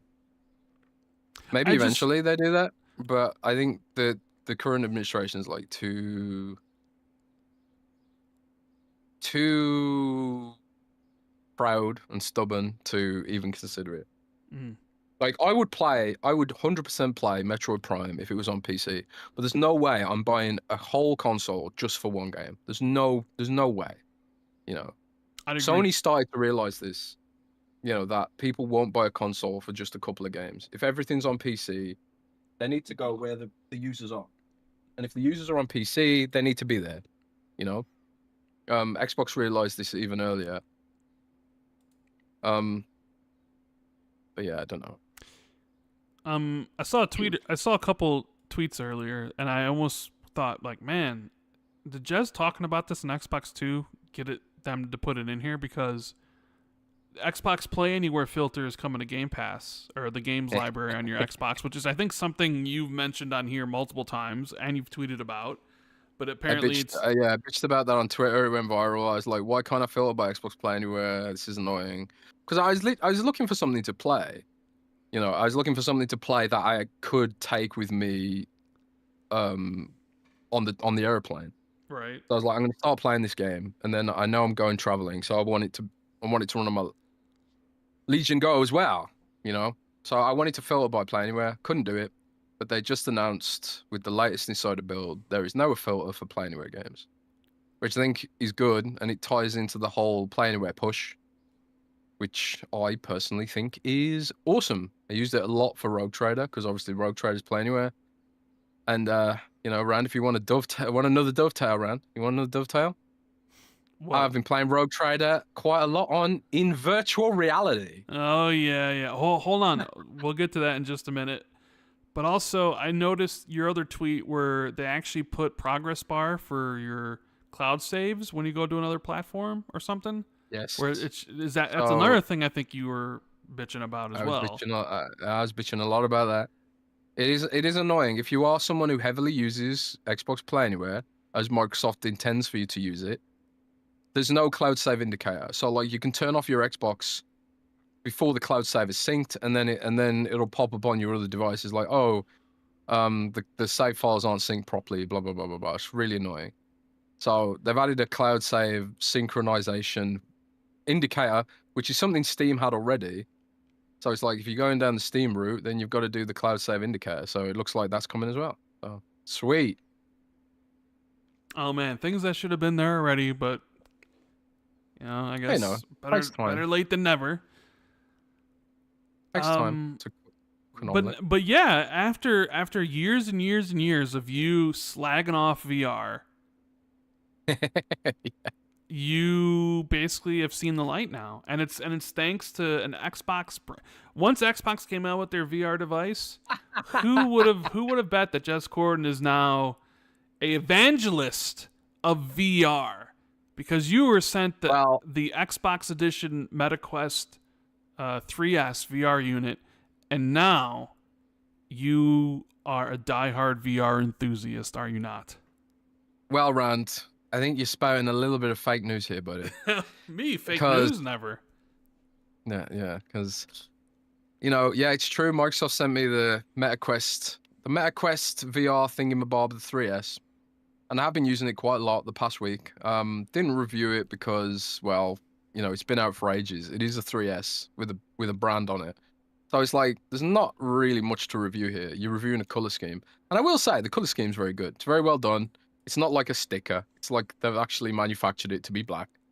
It's also got some cool Xbox details in it. You know, there's little Xbox logos in the hinges and stuff like that. It's very cool. Very well done. But I swear to God, Rand, this product is baffling to me. It's absolutely baffling. Retailers only got 1 or 2 units of stock. Like, this is beyond limited edition, man. This is like limited edition. And if this was like for hardcore Xbox fans, it's like you haven't made enough to really. I think it's already completely sold out, right? It's already completely sold out. So if you were making this for fans of your ecosystem, you didn't make very much of them. And in both press releases from Meta and Microsoft, they were like, once it's sold out, it's gone. It's never coming back. We're never making any more. And since this was announced 14 months ago, and then we never heard anything of it, it does sound to me like this was like probably a painful partnership for both Microsoft and Meta to speculate.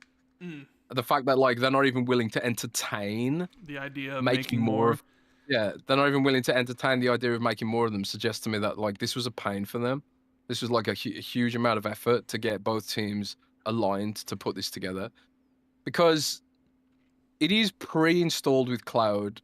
It is pre-installed with the Xbox controller, like it's pre-paired. You don't have to pair it or anything, which is, you know, cool, I guess. But that's insert. That's the furthest things. That's as far as the integration goes. Like I was thinking, like, why didn't they make it so the sharing button works on the MetaQuest? Because MetaQuest has a capture system as well, but it doesn't work with the Xbox capture button.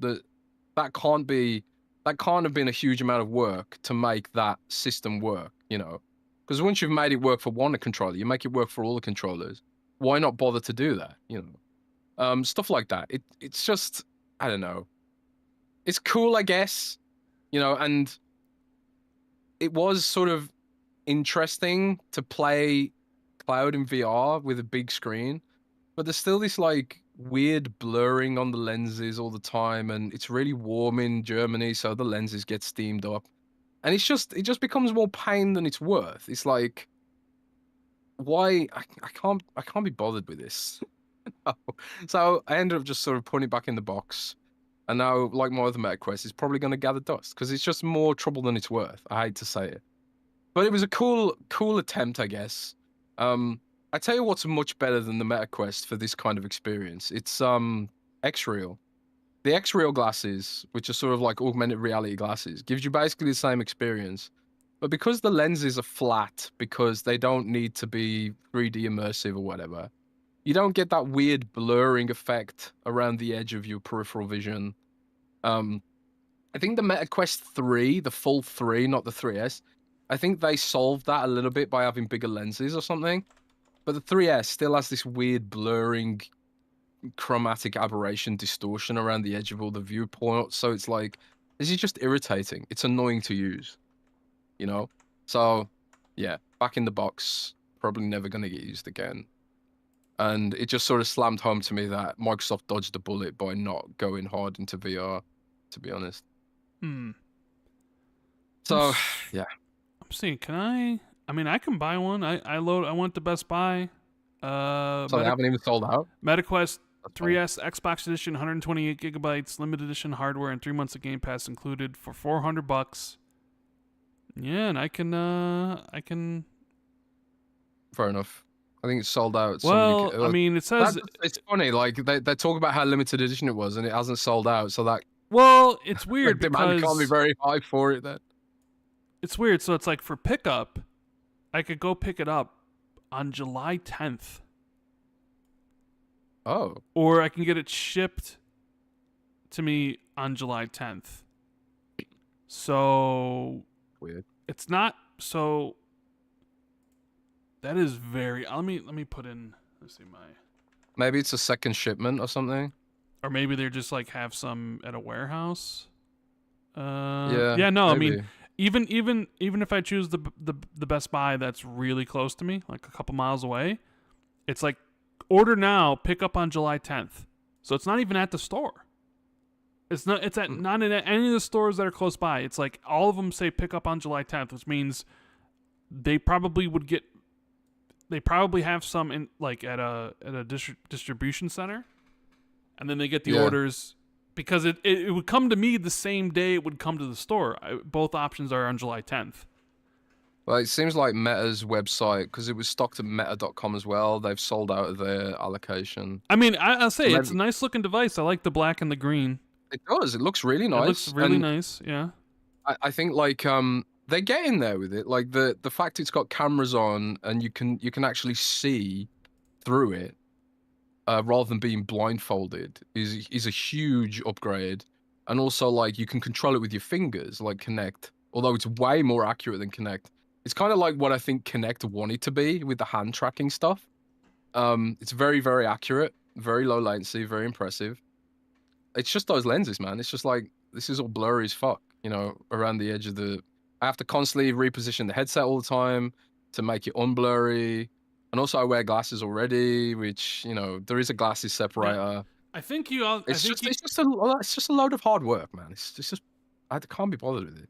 I think you I want to play probably games. should I want to have also fun and relax. explain that this doesn't make it so you can play VR games on your Xbox. Yeah, so Because some I've people. seen some people being like, "Oh, does this Confusion, mean I yeah. can play VR?" I'm like, Phil finally, made good on his promise of bringing VR to Yeah. Xbox. It's like, no, this has nothing to do with No, that. you Your can't Xbox plug it into still your can't play Xbox. VR and will never play VR. No. The most you can do is maybe charge it very slowly from the USB port.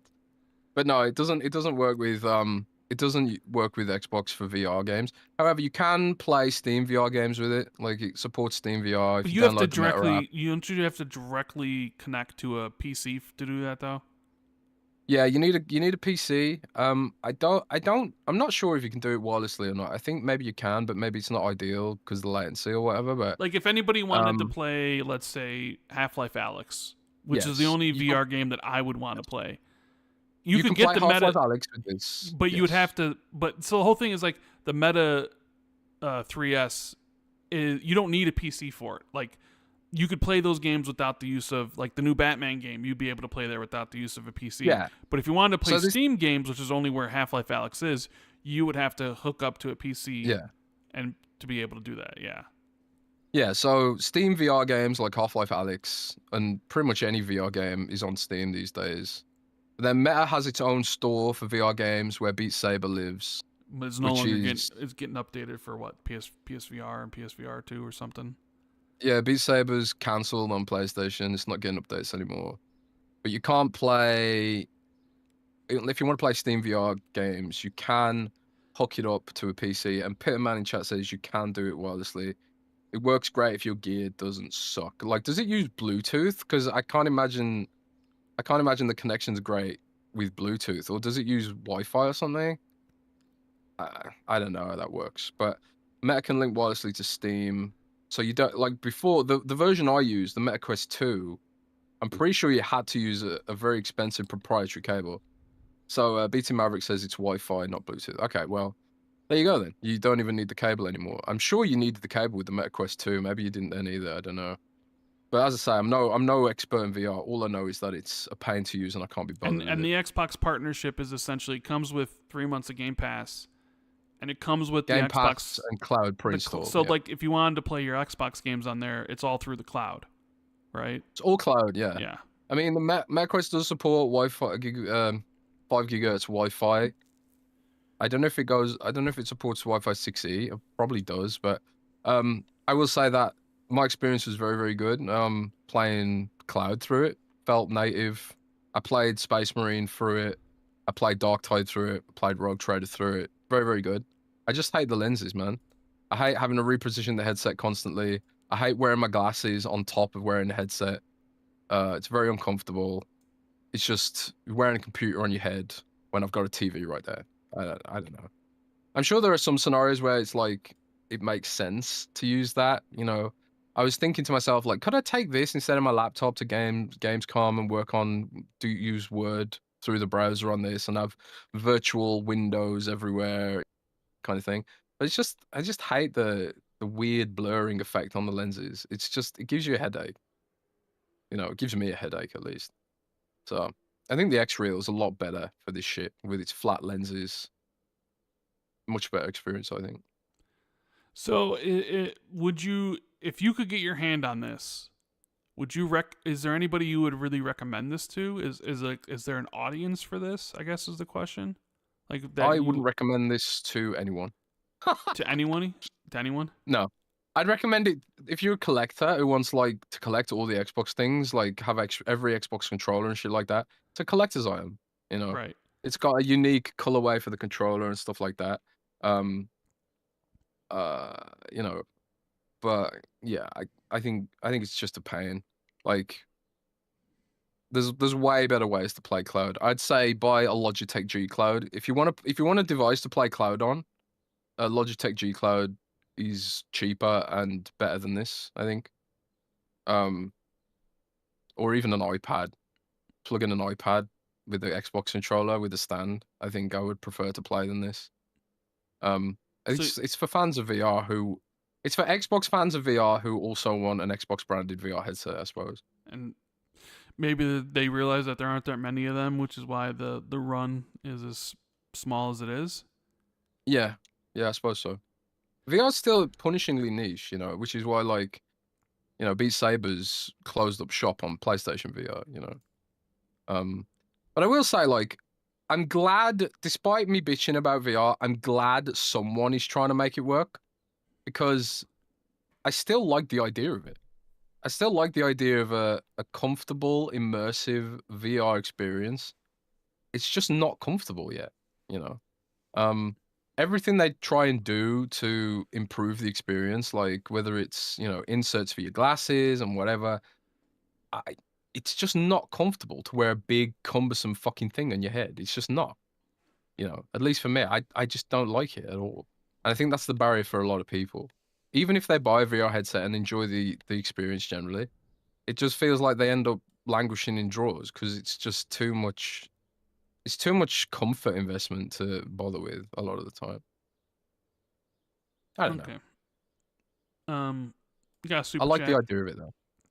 We got the original Palmer says, speaking of spooky games, have either of you played Phantasmaphobia? I have not. Ah, I've Have gotten a you? lot of press releases about this. I haven't played it myself because don't you need friends to play? Isn't it like a co-op investigative kind of horror Yeah. I ghost think hunting kind of game? I Yeah, I yeah. It's a co-op. Maybe you might be able to play it by yourself, but I think it's mostly a co-op game. yeah. But Yeah, no, I've I never haven't played it. played it myself. It's a kind of game that I would like to play, I think. It does seem cool, like it's a really cool concept. I just like I don't have a regular group of friends that I play games with.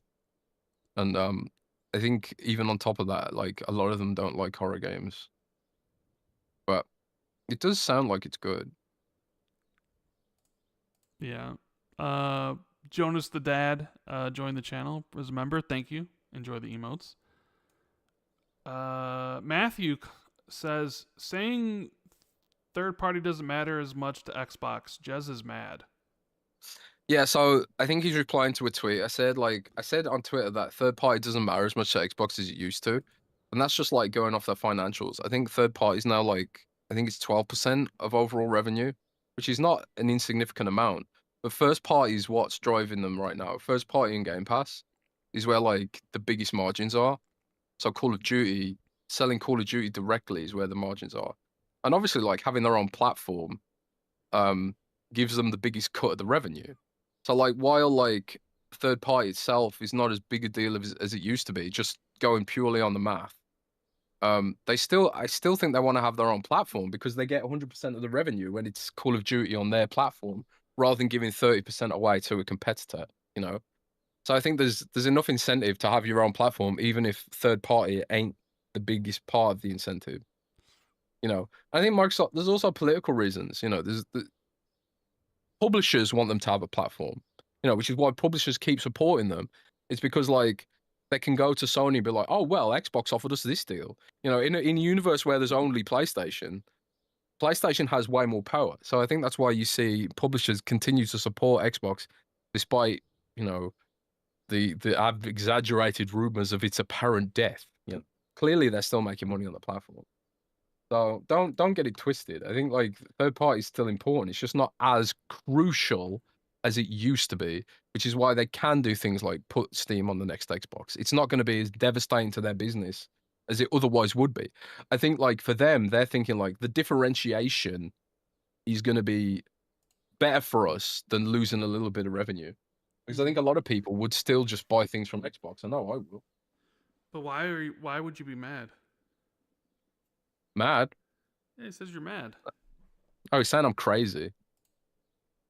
Oh, he's saying you're crazy. Made it sound like Yeah, he's I'm just crazy. mad. Like, you know. No, I'm not mad. I'm a happy bunny right now. I painted Warhammer figurines all afternoon, which I think is good for your mental health. Until you open your bank account. Yeah. Danny I just spent Passion £100 on brushes and stuff. says Oh I'm no. a cinematographer with 15 years experience, and AI is a long way to make a full movie that is better than a camera lens. Yeah, so long way away. Yeah, And even still, yeah. just a bunch of AI generated people. Who wants to go? You know, I know like the movie stars, maybe not. They don't drive movies as much as they used to, but hey, honey, let's go see the latest AI generated slop with people you don't even know. It's like, who'd want to go pay money for that? So it's one thing to just I'm taking a fucking shit and I'm scrolling through my phone and there's some AI videos here that are 30 seconds long. You know, but it's a totally different story when it's something else. Jez, did you see there's a new Halo game releasing soon? Oh yes, I did see this. So what's it called? Halo Survivors. It's called Spartan Survivors, and yes, it's like a Halo. It's like Halo inspired vampire survivors. Yes, but it's with Master Chief and all the stuff from Halo. And I'll be honest, I know a lot of other people thought this. I did too. I was expecting them to post any day now. Halo Studios sent us a cease and desist. Right? Because their plan was to bring it to PC and bring it to Xbox. And I'm like, well, you know, this is someone else's IP. Surely you're going to get a cease and desist and be like, can't do this.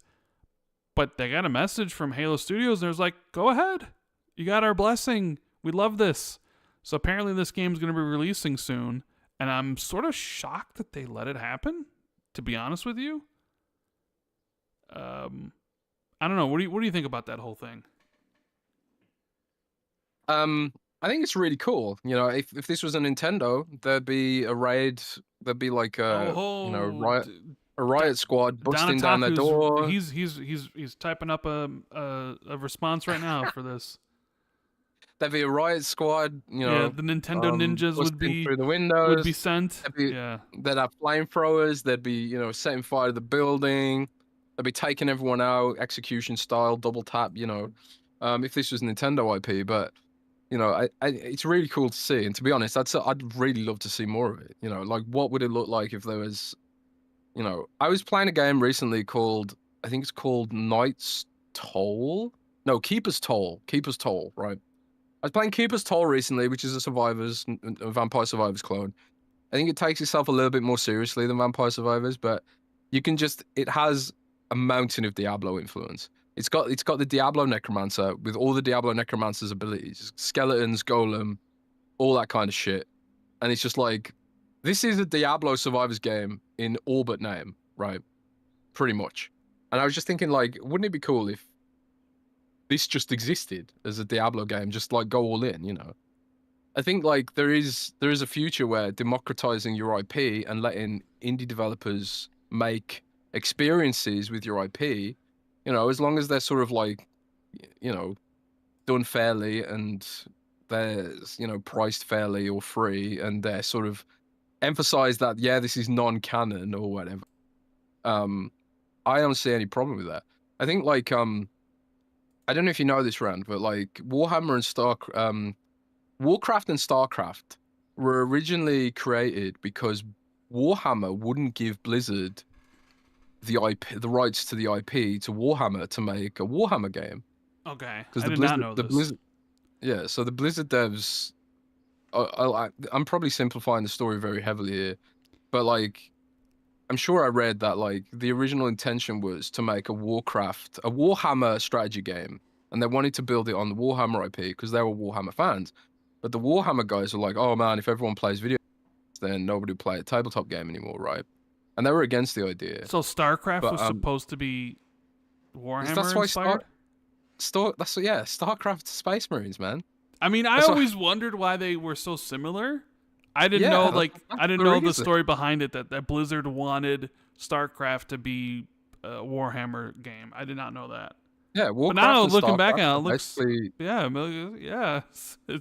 like it's all the same fucking themes, like the orcs and all that stuff, and like they had the same, like, basically all the same lore in essence, the same style, you know, and because but now, like, look at what democratizing the Warhammer IP has done for Warhammer now. Like having Warhammer games that are high quality, bringing people into the hobby, like the actual tabletop hobby, at a greater rate than ever.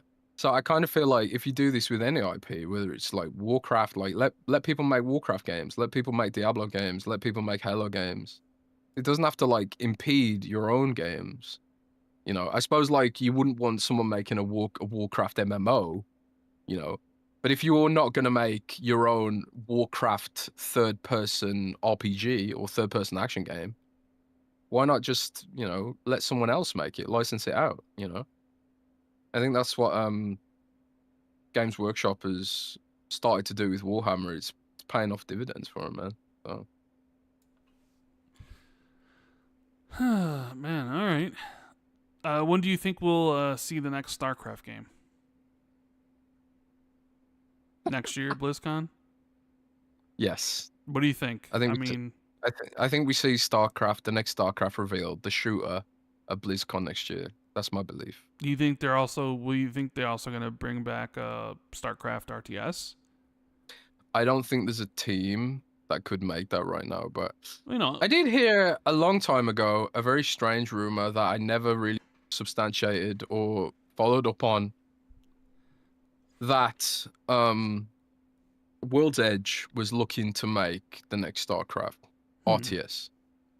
Now, I got nothing to substantiate that, so take that with like a mountain of salt. And I haven't seen any evidence that it's true, to be honest. So, but the point of that is that there are ways that they could bring back StarCraft RTS, because like even though the team that made the StarCraft RTS games like has moved on, I want to believe they could bring some of the core team back together maybe, and also like, you know, some new blood and stuff like that, because clearly Age of Empires still works as a franchise because of the nostalgia people have for it, because of how well they've curated Age of Empires 2. I see no reason why you couldn't also have a future StarCraft RTS that could, you know, carry on the original game's legacy, while also having the shooter, which was reported by Jason Schreier back in the day, headed up by the Far Cry director, the former Far Cry director. Have both, you know, bring it back to the fore. I see no reason why they can't do that. If you're doing it for Age of Empires, you can definitely do it for StarCraft, I think. And, you know, Phil's often name drops StarCraft, so. That he has. See, we have anything more? I'm gonna see. What is the other? Let's see. Did we get everything here? Oh, you know, we talked about. Did we mention how Sony's getting sued for I didn't know this. Tell me the story. Sony's getting sued for abusing its dominant position in the console market. By whom? A Dutch class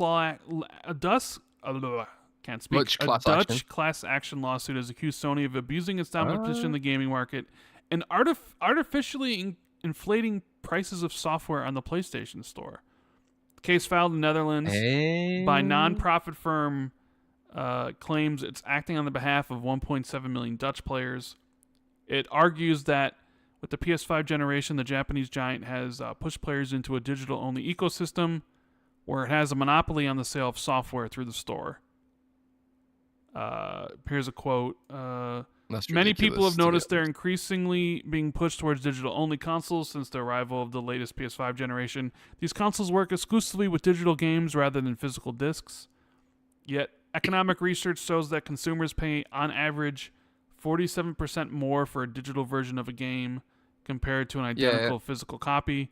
But they chose to do that. Even though Sony's distribution costs are significantly lower. Consumers chose to do that for the convenience. Yeah, and so they add that more than 80% of Dutch console owners use a PlayStation, so Sony is free to make decisions with little regard for competitors, developers, or consumers. I mean, why are they going after Sony and not Apple? And the lawsuit also argues that Sony's closed ecosystem is limiting the commercial freedom of developers. Blah, blah, blah, blah, blah, blah, blah. So, I don't know what will come out of this thing. I do think... Now, you can buy Xbox digital games from Amazon, right? Like, you get a digital code there. No. No? Not very reliably. I think Amazon gets like an allocation of digital codes, and like it seems to be in very, very, very limited quantities. So it's quite unreliable to buy digital games from Xbox, at least in Europe. Yeah, I I think wonder. there definitely needs to be a better distribution for digital games. I agree with that aspect of it, because um there are some websites which will sell games, but they're usually with codes that they've acquired through gray market methods, Right. Yes. you know, not necessarily distribution from Microsoft. Whereas like Steam has a program where it will allow developers to get unlimited codes of their own games to then share with other distributors. So, um, for example, greenmangaming.com is a very good website which lists Steam games, sometimes for cheaper than Steam, for example. But Xbox, I'm not sure, has a system like that. cdkeys.com often sells digital games, but again, very limited quantities. So I do think Microsoft needs. I do agree with that aspect of the lawsuit that I think Sony and Microsoft both could improve distribution of their digital games and Yeah, support I don't know. retailers I more. just went to Amazon and like you can buy MLB The Show 25 for Xbox. Digital code is here. I see Elden Ring digital code is here. Um, a digital code for Grand Theft Auto Trilogy, NBA 2K25, Monster Hunter, Doom Dark Ages, Call of Duty Black Ops 6, WWE 2K5, Minecraft, What about Madden. indie games? So I don't know if they would stock indie games. Maybe they do. Split Fiction. Looks like it's code here. NHL, Assassin's Creed. I think indie game devs should be able to print codes and then do their own deals with retailers.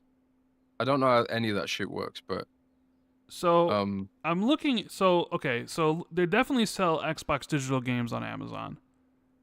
Well, yeah, they're all there. when I look at PS5 though, I don't. Ooh.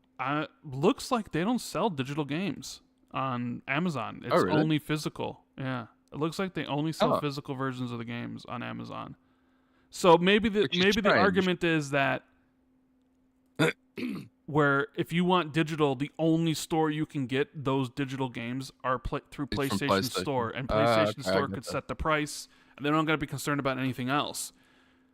Maybe that's the argument. Not so much that like, Yeah, I oh get well, that. like you can buy physical, which Okay, fair enough. you sure can, but just looking at it from the Xbox side of things, and I think even Nintendo, because I think Nintendo also sells digital games here on. Let me see if Switch games are digital here.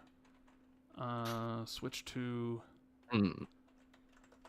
digital games. Let's see.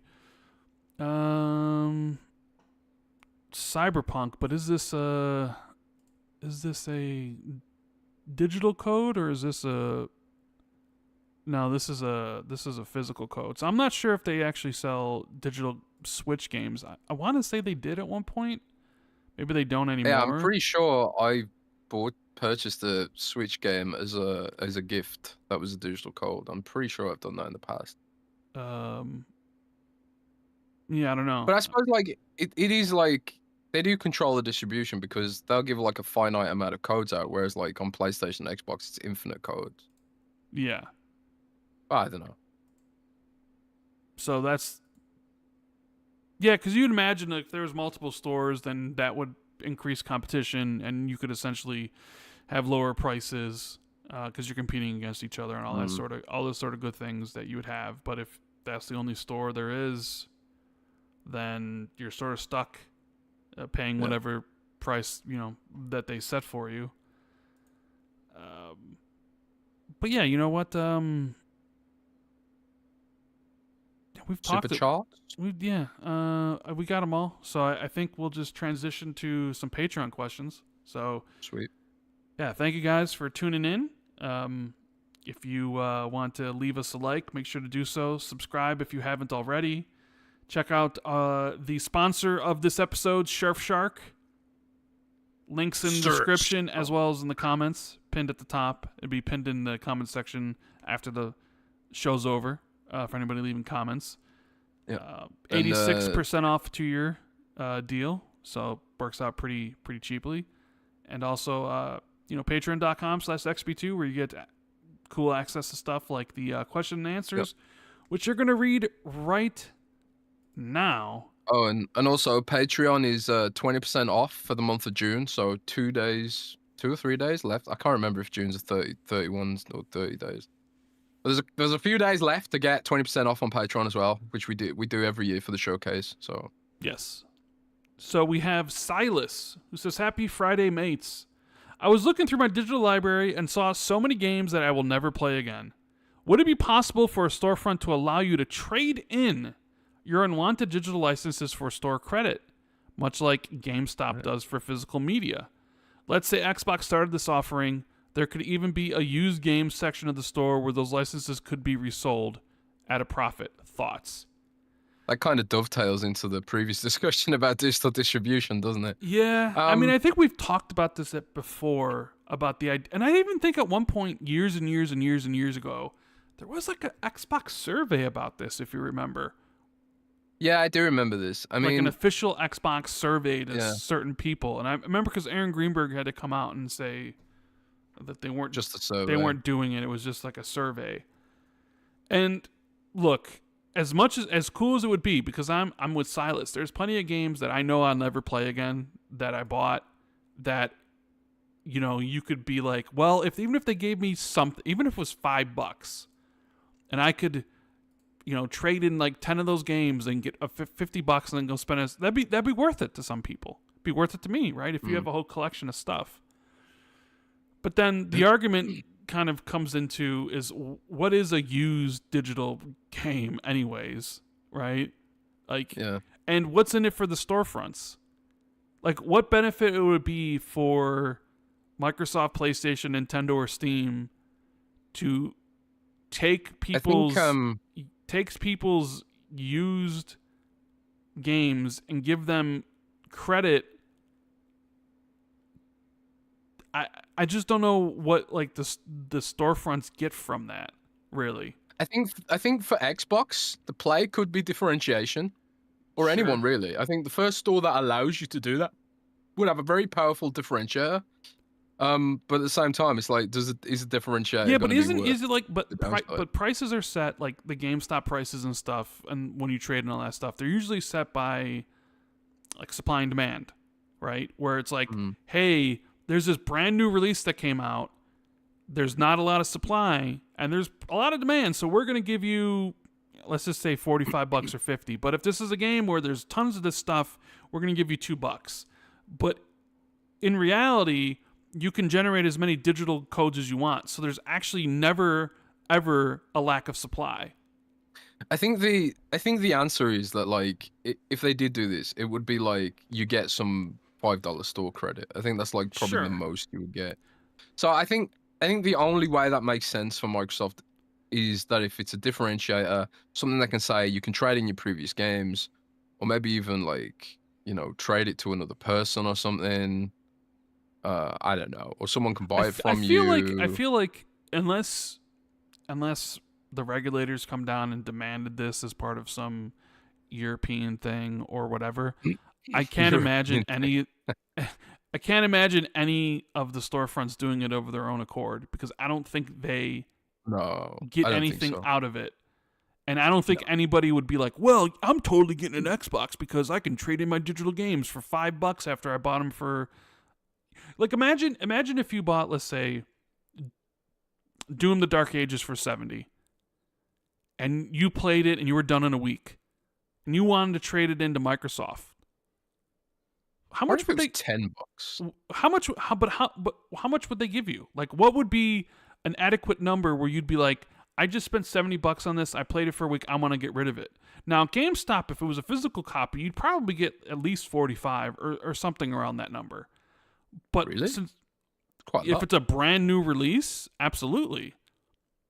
But like Microsoft is like, well, we control all the supply because we can make as many codes as we want.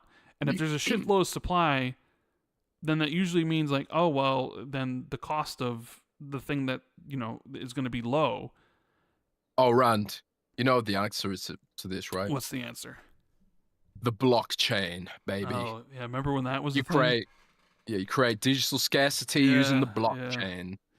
I as cool as it would be, don't get me wrong, I'm just trying to think of a practical way they would implement it, and like what I don't know. what they would give you where you wouldn't feel, hey, I just spent $70 on this, and a week later all you're going to give me is $5.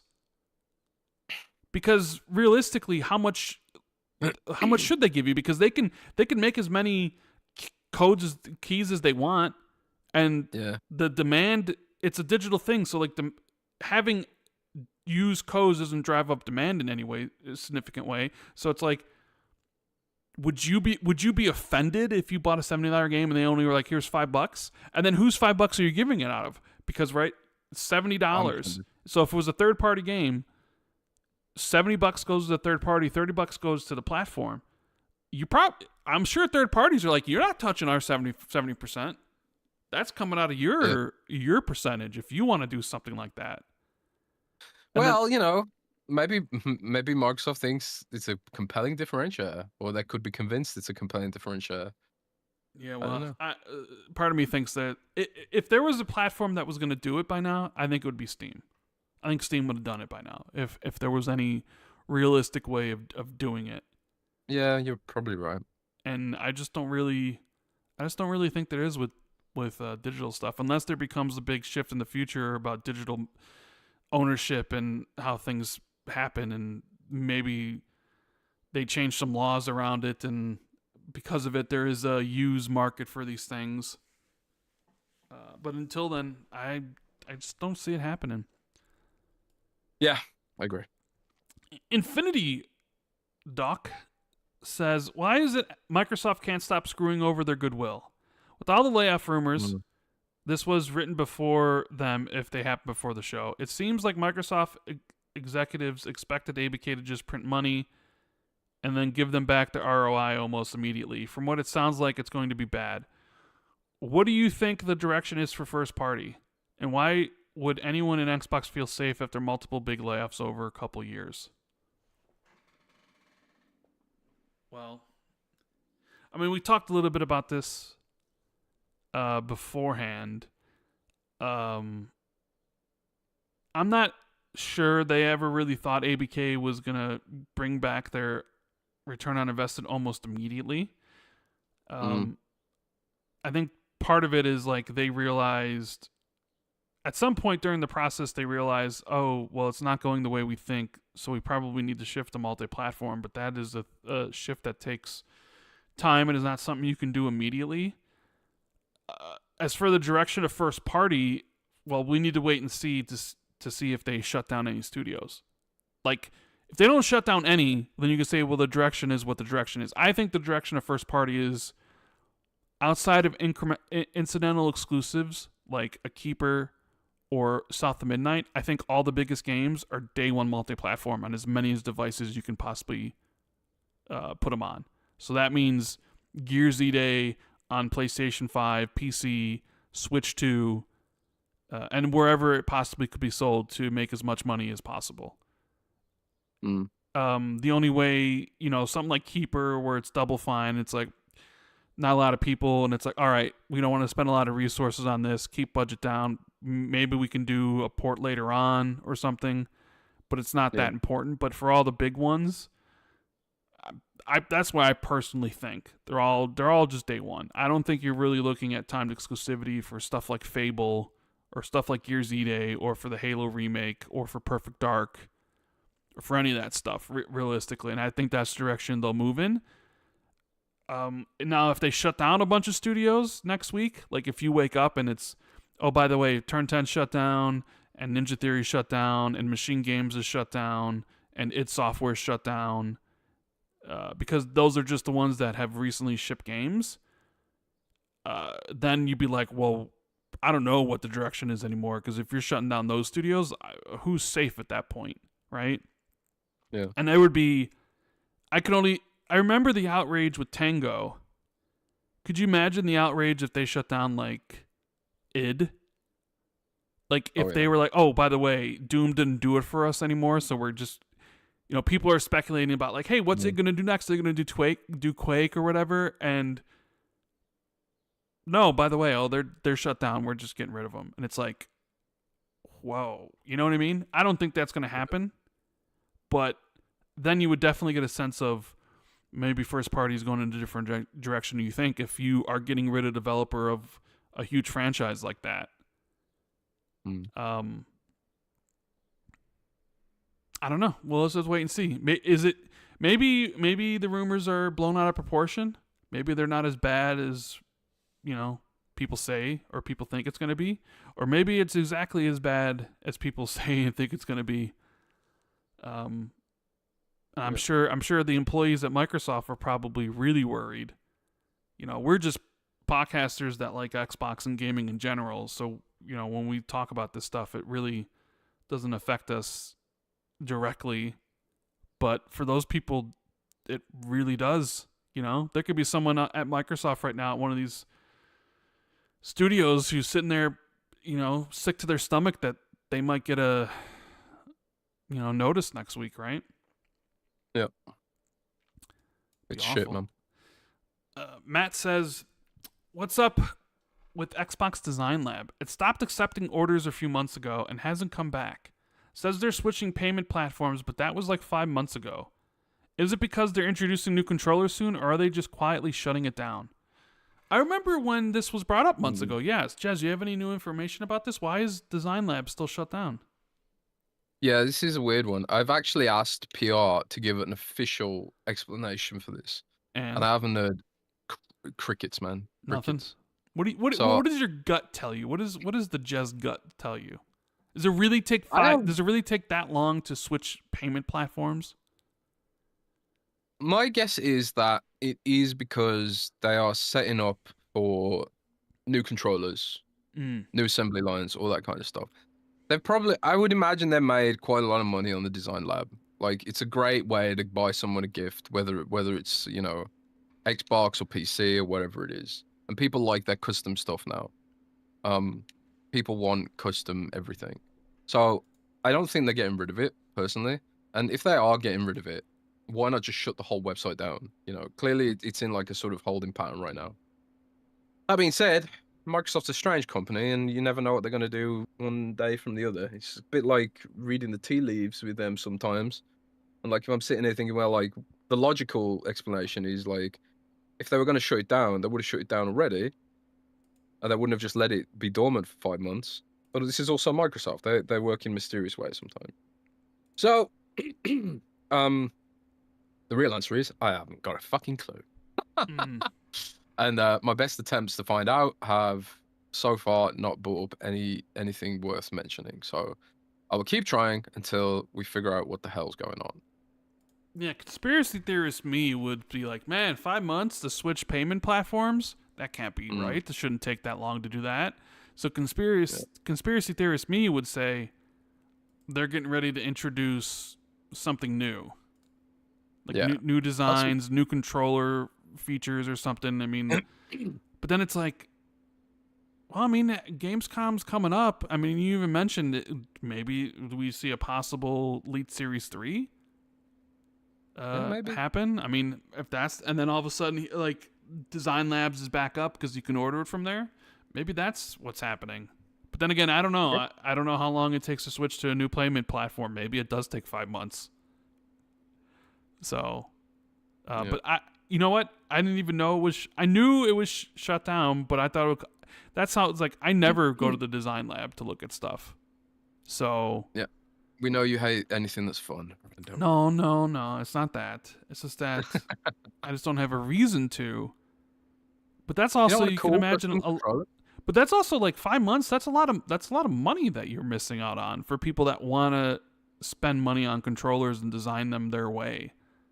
5 months is a long time to be down. It has to be that there's new shit coming. It can't be any other explanation. We'll see. Maybe we'll see at Gamescom. Rave Damos says, "Hey Rand, you've been pretty open about not being interested in Xbox handhelds, which I respect. But I'm curious, what would it take for you to change your mind? what features or experiences would make you say, okay, I'm in? Let's say cost isn't a factor. What would the ROG Xbox Ally Xbox 2 Edition need to, Xbox 2 Edition, I like that, need to have to win you over? Have a fantastic Friday, gentlemen. You two are really an awesome duo. Well, thank you. And I like the question here. Win. Now, Jez, you can think about this. You think about something that you think I would want in a handheld, because myself thinking about this of like, is there anything that the handheld can do that would make me interested in it? And well, there was something that I immediately thought of. Okay, what is it? And that was like exclusives. Oh, I mean, so like sure, like the only place you could play. So I actually bought a PS Vita for Peace Walker. I think back when they actually made games for dedicated handhelds. Yeah. And obviously Peace Walker got ported eventually, but I had no idea it was going to get ported back then. Mm-hmm. And PS Vita was a fun little device, man. YouTube and shit. It was ahead of its time in a lot of ways, actually. PS Vita was. But yeah, PS Vita had a bunch of exclusive games, which I think helped sell that system. And obviously the Game Boy, had a shitload of exclusive games, which again sold the system. So I suppose but we kind of beyond that universe of platform exclusives. Nobody does that anymore. Nintendo's even done with that. They're they don't even have a handheld anymore. Well, right. I mean, they merged their platforms, and now handhelds just play your games that you normally play on console or PC, just on a smaller screen. There's no exclusive games. I guess that would be one. That would be one way, exclusive games, but that ain't happening. We know that ain't happening. So I don't know. I don't know if you could win round over, because I think a handheld at the end of the day is style choice. Yes. It's got to be like, at the end of the day, the whole point of a handheld is for times where you're not able to get onto your TV for whatever reason. And I think with Rand's current lifestyle, he's never away from his TV or computer for a long enough period to justify it. I travel a lot, so handheld absolutely fits into my universe. And also, TV gets taken over a fair amount as well. So it absolutely makes sense for me to have one. But even then, it's like, I don't use it that often because I don't lose the TV that often. It's just kind of a nice to have for me. So, yeah, I don't know. It's a bit of a cop-out, Rand, but I don't think there's anything. It's not a cop-out. It's just the truth. Like you said, it's a lifestyle thing. Outside of exclusives, like, maybe, like, there's a really great Halo spin-off that, is actually really great, but it's exclusive. Yeah, and even then, it's like, oh, am I going to go spend $800 to play it? Absolutely not. Yeah, you need a shitload of exclusives as well. That's the thing. It's like, I don't travel, so I don't need a handheld to keep me occupied. And even still, if I did travel, I got my books, dude. I don't need I don't need a gaming handheld to keep me company on a flight. I can easily just bust out the latest book I'm reading. I don't have any time. The last time I went on a flight, I did take my Legion Go.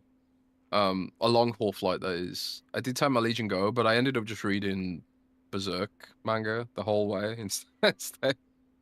So, because it was just like, it's too much effort to even get it out. And I don't have anybody fighting over the TV. So it's whenever there's no girlfriend or wife being like, I want to watch the TV, so I can't access my Xbox. So I have to, use a handheld to be able to game. If that was a thing, then maybe I would get one.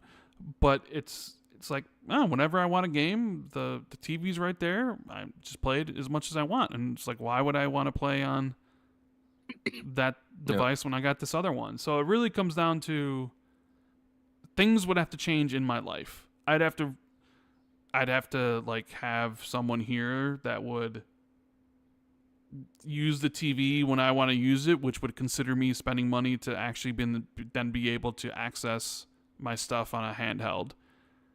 Other than that, I mean, that's really it outside of exclusives. I tell you, the people I know who use their handheld the most are people who've got young kids, because the young kids want TV to watch YouTube, and they game on their handheld devices. But like Gembox 360, for example, Steam Deck, she's all about that shit. She loves a Steam Deck, playing Balatro all day on that thing. Yeah. While while kids are taking over the TV. So, but I think that's why it's good that they exist. But I will say this as well, like one thing about the Steam Deck that's just way better than the Xbox stuff is that it, you know, that experience of turning it on and getting straight into a game, which the Windows handhelds currently don't have, but we're getting closer to it. Next question. We got Sierra11 Kevin. Hey, Rand and Jez, as always, appreciate you both. I've been playing Rematch non-stop, which I think they just announced 3 million players. And FPC Oh Firebreak yeah. announced 1 million, I believe, recently. Oh really? I think That's they quite just impressive. announced 1 million for FPC Firebreak, but 3 million for Rematch. The developers announced they've reached over 3 million players, which is great news. It's a success and the game feels fresh. So let's play a game. What are the key items that need to be checked off to greenlight developing a game? My thoughts are 1. Is the market of the genre understood? And 2. What makes your game unique to others? Let's use Rematch, Claire Obscure, and Marathon as examples. For Rematch, the arcade sports market is underserved, and while there is a Rocket League, I would say that the soccer mechanics make it unique and has more general appeal than car soccer. Claire Obscure, I would argue the turn-based RPG market is underserved and has a combat system and a story geared more towards a Western audience that makes it unique. Marathon, I would say the extraction shooter market is underserved. However, is there anything that makes the game unique? I wonder if that is part of the reason why it isn't resonating. What are your thoughts on key items you would look for to greenlight developing a game? And this is just a long-winded Uh, way of me arguing for a new Phantom Dust or 1 versus 100 variant. well, I think this is one of the big issues of the industry is that they actually actively look at it from a business perspective rather than making a game that they want to make as good as it can possibly be. So like I don't think the Claire Obscure guys were like, we need to make this game because the genre's underserved. It was just like we love this genre and we want to see it come back, you know. So I think this is just for me, and I'm not a game dev, so I could just be talking completely out of my ass. But if I was someone who was gonna be make a game, I wouldn't think about like I want to make a game that's gonna be a big business. I'd approach it like how we approach the podcast. Is like, what am I passionate about? You know, because I think passion drives everything. Passion drives the quality and the execution more so than any spreadsheet will ever do. And I think that's like you see that replete throughout the whole industry right now when a game's designed by spreadsheet rather than by passion. So, however, if I'm a Microsoft and I am looking at the spreadsheet and I'm looking at like, okay, this dev wants to make this game and they want us to fund this game, um, you know, and I think Microsoft more than ever looks for uniqueness above everything else, which is a mixed bag, right? Because things can be so unique that it alienates people.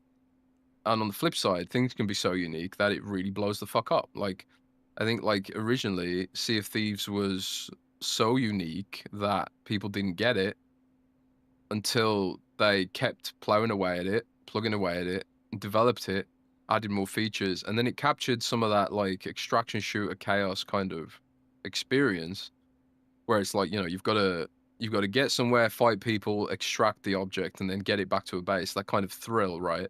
Of actually like extracting the loot to some degree. But the genre wasn't really, you know, as as well known as it is now. Like I don't think I'd even heard the term extraction shooter when Sea of Thieves came out. Maybe it even wasn't a thing. I don't. But obviously there was the Dark Zone from the Division, and then whatever other games inspired that genre and stuff like that. So I think uniqueness is the number one thing above everything for me. If I was like looking at the landscape today, is like what is something that's unique. But I also think like something that's social more than ever. I think especially younger gamers want social experiences, shit like that, like Among Us. And I also think um the the opportunity for user generated content, I think, is also like a big opportunity that probably Microsoft's looking for too, which is why, you know, they did make Forge mode for Halo, for example. But I don't know if you saw the news recently that like a lot of Halo Forge people are pissed at the lack of support for Halo Forge Mm-hmm. on Halo Infinite now. Yeah. And you know, how it's like hasn't met its full potential. But one thing I did hear was like one of the first things Microsoft did when they decided to go to Unreal Engine was figure out if they could get Forge working on Unreal Engine. Um, and that was one of the earliest prototypes was Forge and Unreal Engine. Don't know how true that is. Never really. It's hard to substantiate gaming rumors sometimes. At least for me. I'm very much more platform oriented. I find it much easier to get stuff on platform because there's always a document, there's always a paper trail. You know, when I reported on Canon, it was like, okay, I've seen photographs now, I've seen this, I've seen that. But gaming rooms, it's like oftentimes, at least for me in my sourcing, it's always often secondhand.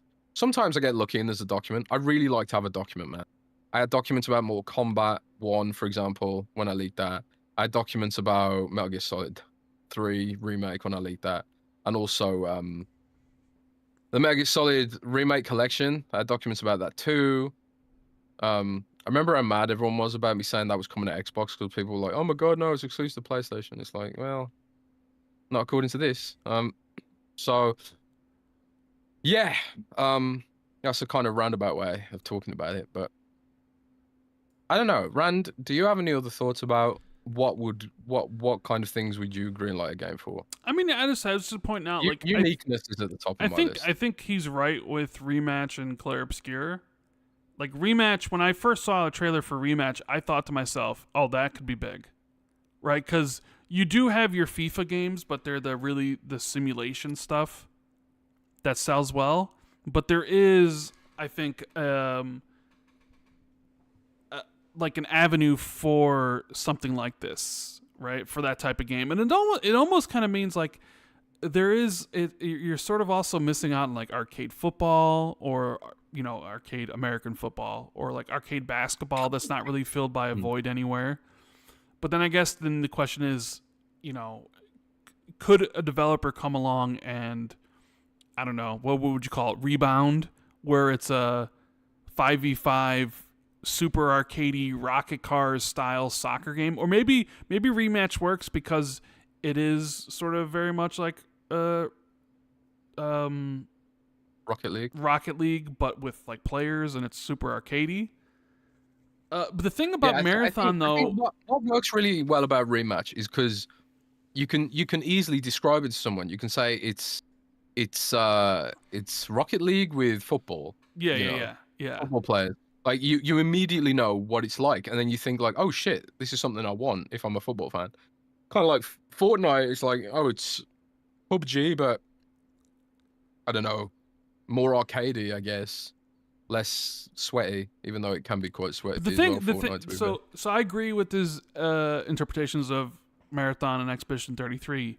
I would sort of say with Marathon, it's like he's like 50-50. Because I do think the extraction shooter genre is not underserved on PC. No. It is nice and thriving on PC.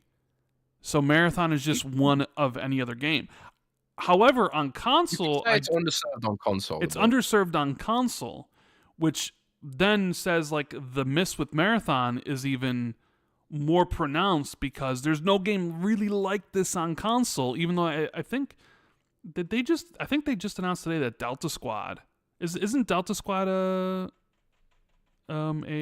extraction shooter? I don't know if you mean the Tencent game? Yeah. Yeah, that does everything. It's got an extraction mode, it's got a battlefield mode. The Delta Squad is coming to Xbox in August. And I know they sort of kind of did the extraction stuff in Call of Duty. I forget what the mode it was called. But I would still argue extraction shooters are underserved on console side. I think when people went to play it it wasn't hardcore enough for the people that wanted it to be like an extraction shooter that they play on PC. It was. Do you think? Let me ask you this: do you think Bungie was thinking like we can do for extraction shooters what Halo did for regular Yeah, FPS? and what Destiny did for shooter MMOs or whatever. Well, there was nothing really for sure. There was. I think what I mean is like make it accessible on console because Sure. Well, I mean, Destiny. There wasn't anything like Destiny on console or really on PC at the time. So it was kind but of like with Halo, I think with extraction shooters, like a big part of it is inventory management, and obviously you can do that more quickly with a mouse and a keyboard.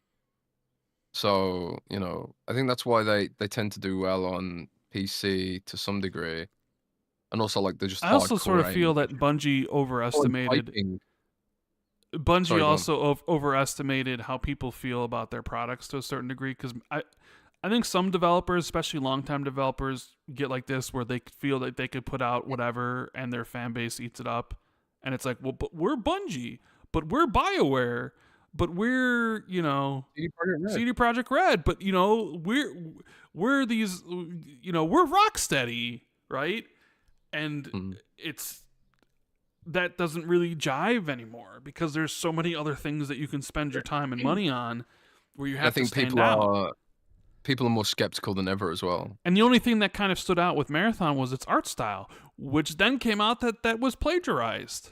So the one thing that people really liked about the game wasn't even really their idea. It's like they ripped it off from some artist. Yeah. So, yeah. As far as like what I would do to greenlit a game, I mean, I don't know. I mean, obviously you have like your Call of Duties and your Fallouts and stuff, and those ones that are going to bring in big money, so you sort of have to do them. I guess you'd have to listen to your dev teams and what they're passionate about, realistically, and allocate your budget appropriately. I guess. I mean, I don't know. I haven't really thought too much about it because I don't know what really goes into it. But I could see like someone coming to me for a pitch of rematch and being like, "Yeah, I could see that working." And just like I guess you see even with Marathon, if Bungie came to me, it's like, we want to do this, and maybe I thought it would work, but then I'd be like, well, you're not doing a single player, you're not doing a PvE mode, and like, no, it's just PvP, and I'd be like, oh man, maybe that, I don't know, is that gonna work? Because this is the first time doing just PvP. I don't know, but it's a good question though. I like that. We got Panda Man. Says, hey guys, I hope all's well. Got back from vacation and finally beat a game, The Precinct. This is a rare feat for Jez and I. What are some smaller indie type of games you have been playing lately? I love The Precinct for some of its mechanics around arresting people. Indie teams are really where all the innovation comes from. Yeah, I've heard good things about Precinct. I haven't played it myself. I mean, obviously I talked a lot about Rogue Trader from LCAT. LCAT is independent, but they're kind of growing now. They're publishing a game as well now. So they're kind of hitting that sort of double A, almost triple A publisher, and their Expanse game, by all accounts, is definitively triple A. It looks fantastic. So I mean, Rogue Trader kind of counts as indie, but one thing that I'm very happy about, and we didn't really talk about this on the show, but Microsoft has expanded the Xbox Stream Your Own Game program by a huge amount this week. Have they? And they've added, yeah, they did. They added a load of new games. And they also added a game I really wanted in the service called Cult of the Lamb, which I've always thought was an ideal game for playing on the cloud.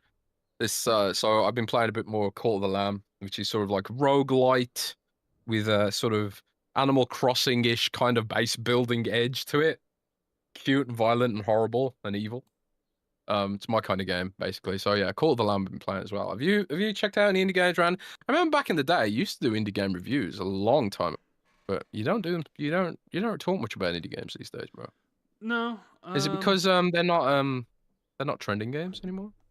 No, just haven't really come across any that are trend enough. I mean, no, not trending. I don't know. I kind of want to play the Alters, but oh yeah, that's high. The Alters, the whole gameplay stuff is the base building XCOM stuff is something that's preventing me from really diving just into play it. bro. Just play it, bro. See, I'm trying to think It's really not. It's really not like how you're imagining it. I mean, it's clear. Is Expedition 33 not indie? I mean, I guess they do have a publisher, but I mean, they are AA. It's indie. So I would imagine that's indie. I played Mullet Mad Jack recently. I liked Mullet Mad Jack quite a bit. That's definitely an indie game. Fair. I played Monument Valley 1 and 2. As I finally came to Xbox, the games that were on iOS that I always wanted to play, but they're like puzzle games. They were fun though. Gross. Ew. I mean, I played Balatro. Played Indica, which I thought Indica was all right. I played Exit 8, which is a game where you walk down a hallway. The whole point... do you know what Exit 8 is? No. So... You played a lot of indie games then. I do play a lot of indie games. The one that's on my mind right now is The Alters. I mean, I'm currently playing Death Stranding 2, and you know my whole thing about I only play one game at a time. But Alters is a game that I've been thinking... No, Death Stranding is not an indie game. It's an indie game, bro. Kojima's indie. Yeah, PlayStation's not, though. It's published by PlayStation.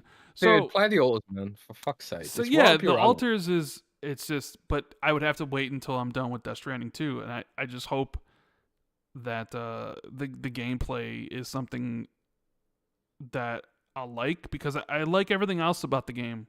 I don't want to like, oh, let me go to storage and figure stuff out up here, and I need to allocate resources to biology, and nope, I hate, I just don't, that sort of gameplay does not jive with me. But you're telling me to play it, Cognito's told me to play it, so I'll probably get my hands on it at some point. It really depends. I mean, yeah, I used to play a lot of indies. Obviously, I played a lot of stuff for Gamerscore or whatever, so I play a whole variety of games. Then you'd find games that you would like. Some of them are really good. Some of them are really, really bad. I also sort of feel like a lot of the indie, like there's so many games that come out every week. A lot of them are just not very good. So like the good ones are kind of few and far between. And like the ones that blow up on Steam, like Schedule 1 or Repo or any of the ones that kind of blow up on Steam, like they're on Steam. They haven't come to console yet. They blew up there, and I don't really play on PC. And by the time they come to Xbox, maybe the hype's died down or what have you. Yeah. So, we got Katriox. Says, greeting gents, hope both of you are doing well. I've got a fun question for you both. What game would you choose to be your last game?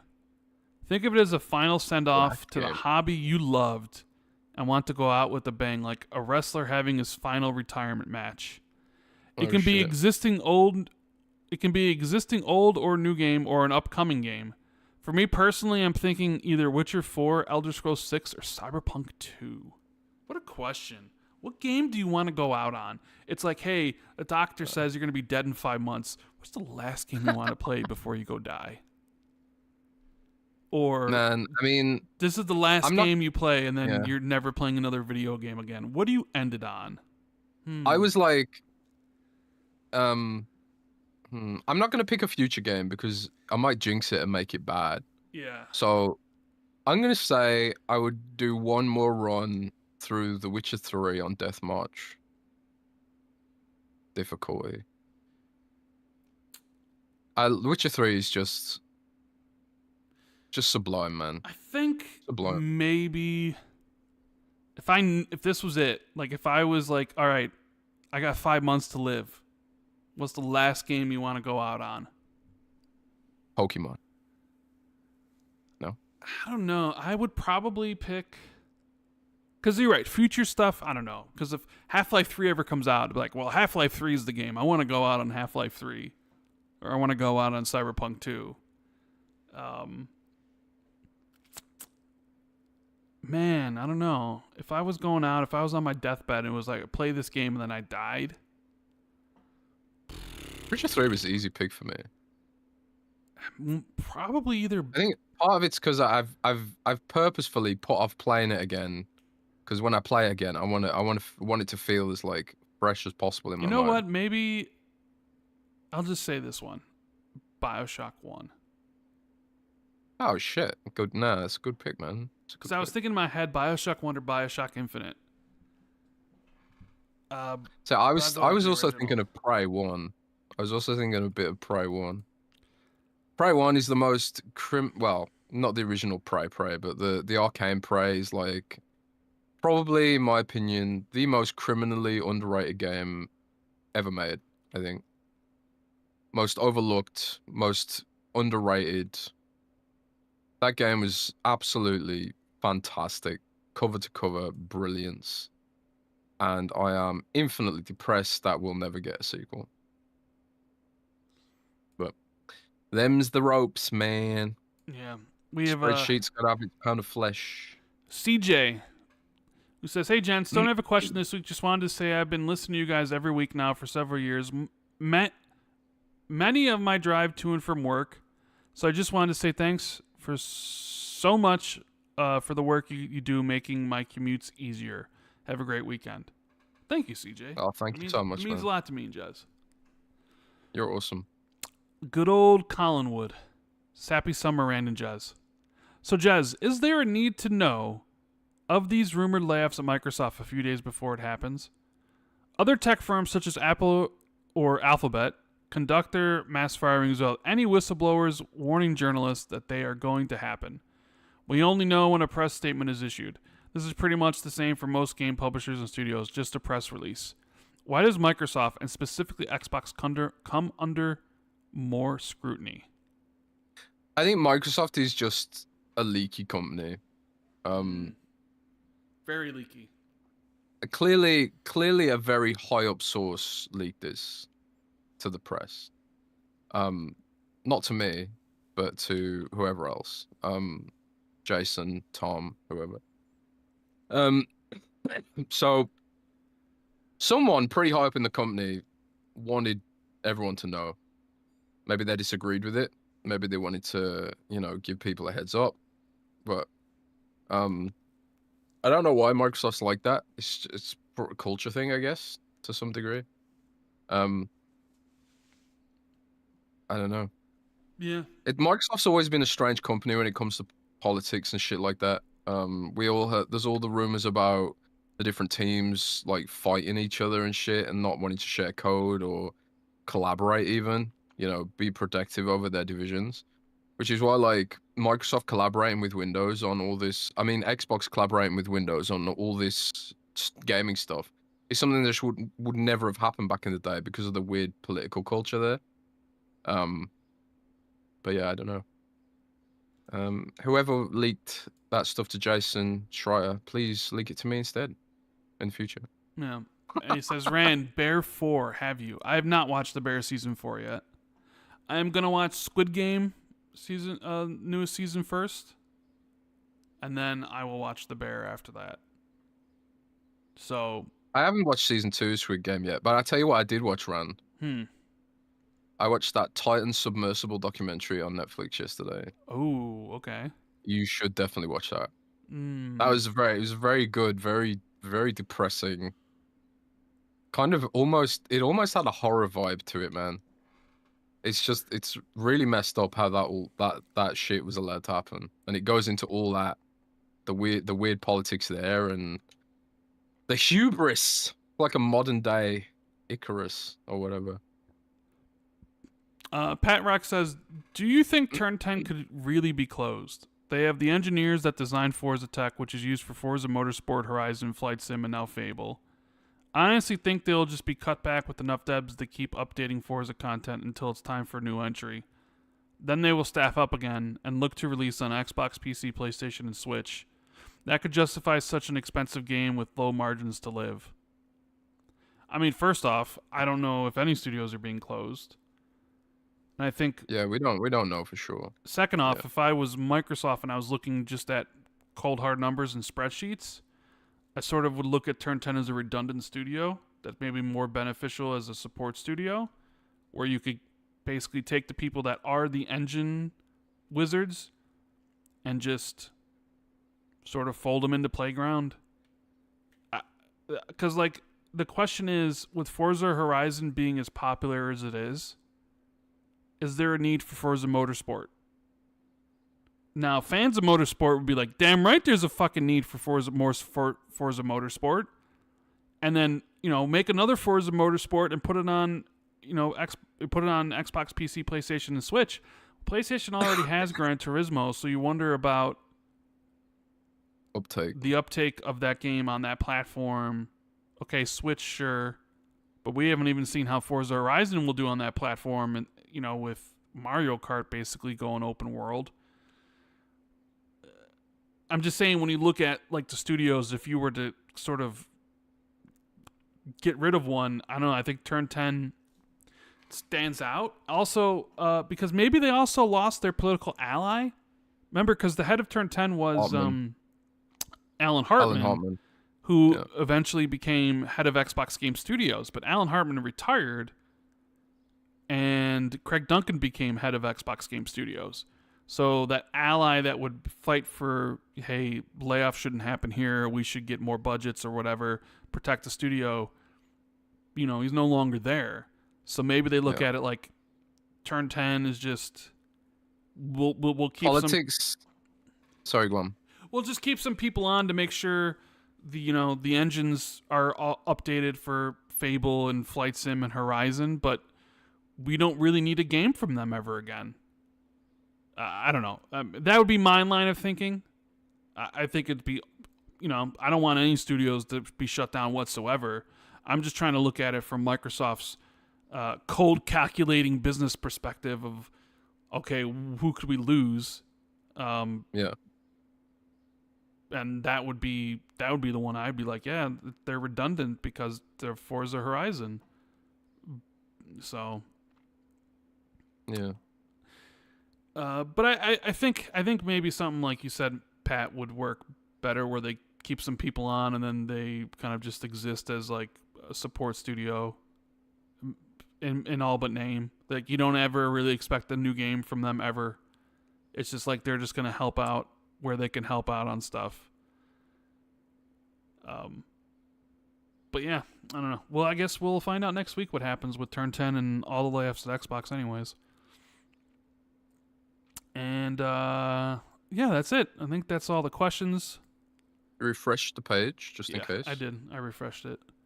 Got all the super chats? Yep, everything's gotten Roger that.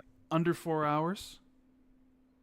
And Makes it we got anything coming up on Tuesday, Jez? Are we going to do an Ultimate? Like, if Xbox drops the layoff stuff on Tuesday, we're going to hop on for Ultimate? We'll see. I'm not sure what's going on next week. Okay, so but you don't know yet. I'll let you know. Yeah. Don't know. Stay tuned for any updates on the Patreon, which you can join at patreon.com/XB2. Thank you to our sponsor of the episode, Surfshark, where you can sign up with the link in the description or in the comments for 86% off 2-year deal. And thank you to each and every one of you who super chatted or chatted it up in the comments section or just sat there and lurked like I typically do for most shows I watch. I'm usually just a lurker. You're all very much appreciated. Same as everybody on iTunes or Spotify. We love doing the show. We love, interacting with the community. And hopefully we can keep on doing this for a long time to come. Another 10 years on the horizon, Jez. Another 8 years. Yep, man. You'll be 60. it, baby. You'll probably get it done and over with. Be like, no more. Fucking 80, won't you, mate? Yeah. But anyways, hope everybody has a wonderful weekend. A wonderful hot weekend, because it's supposed to be hot here. We will see you back sometime next week. If not Tuesday or Wednesday, but definitely be back for Friday next week for episode 370 of the Xbox 2. Hell yeah. Until then, keep it gaming. Later. Rock and roll. Bye, guys.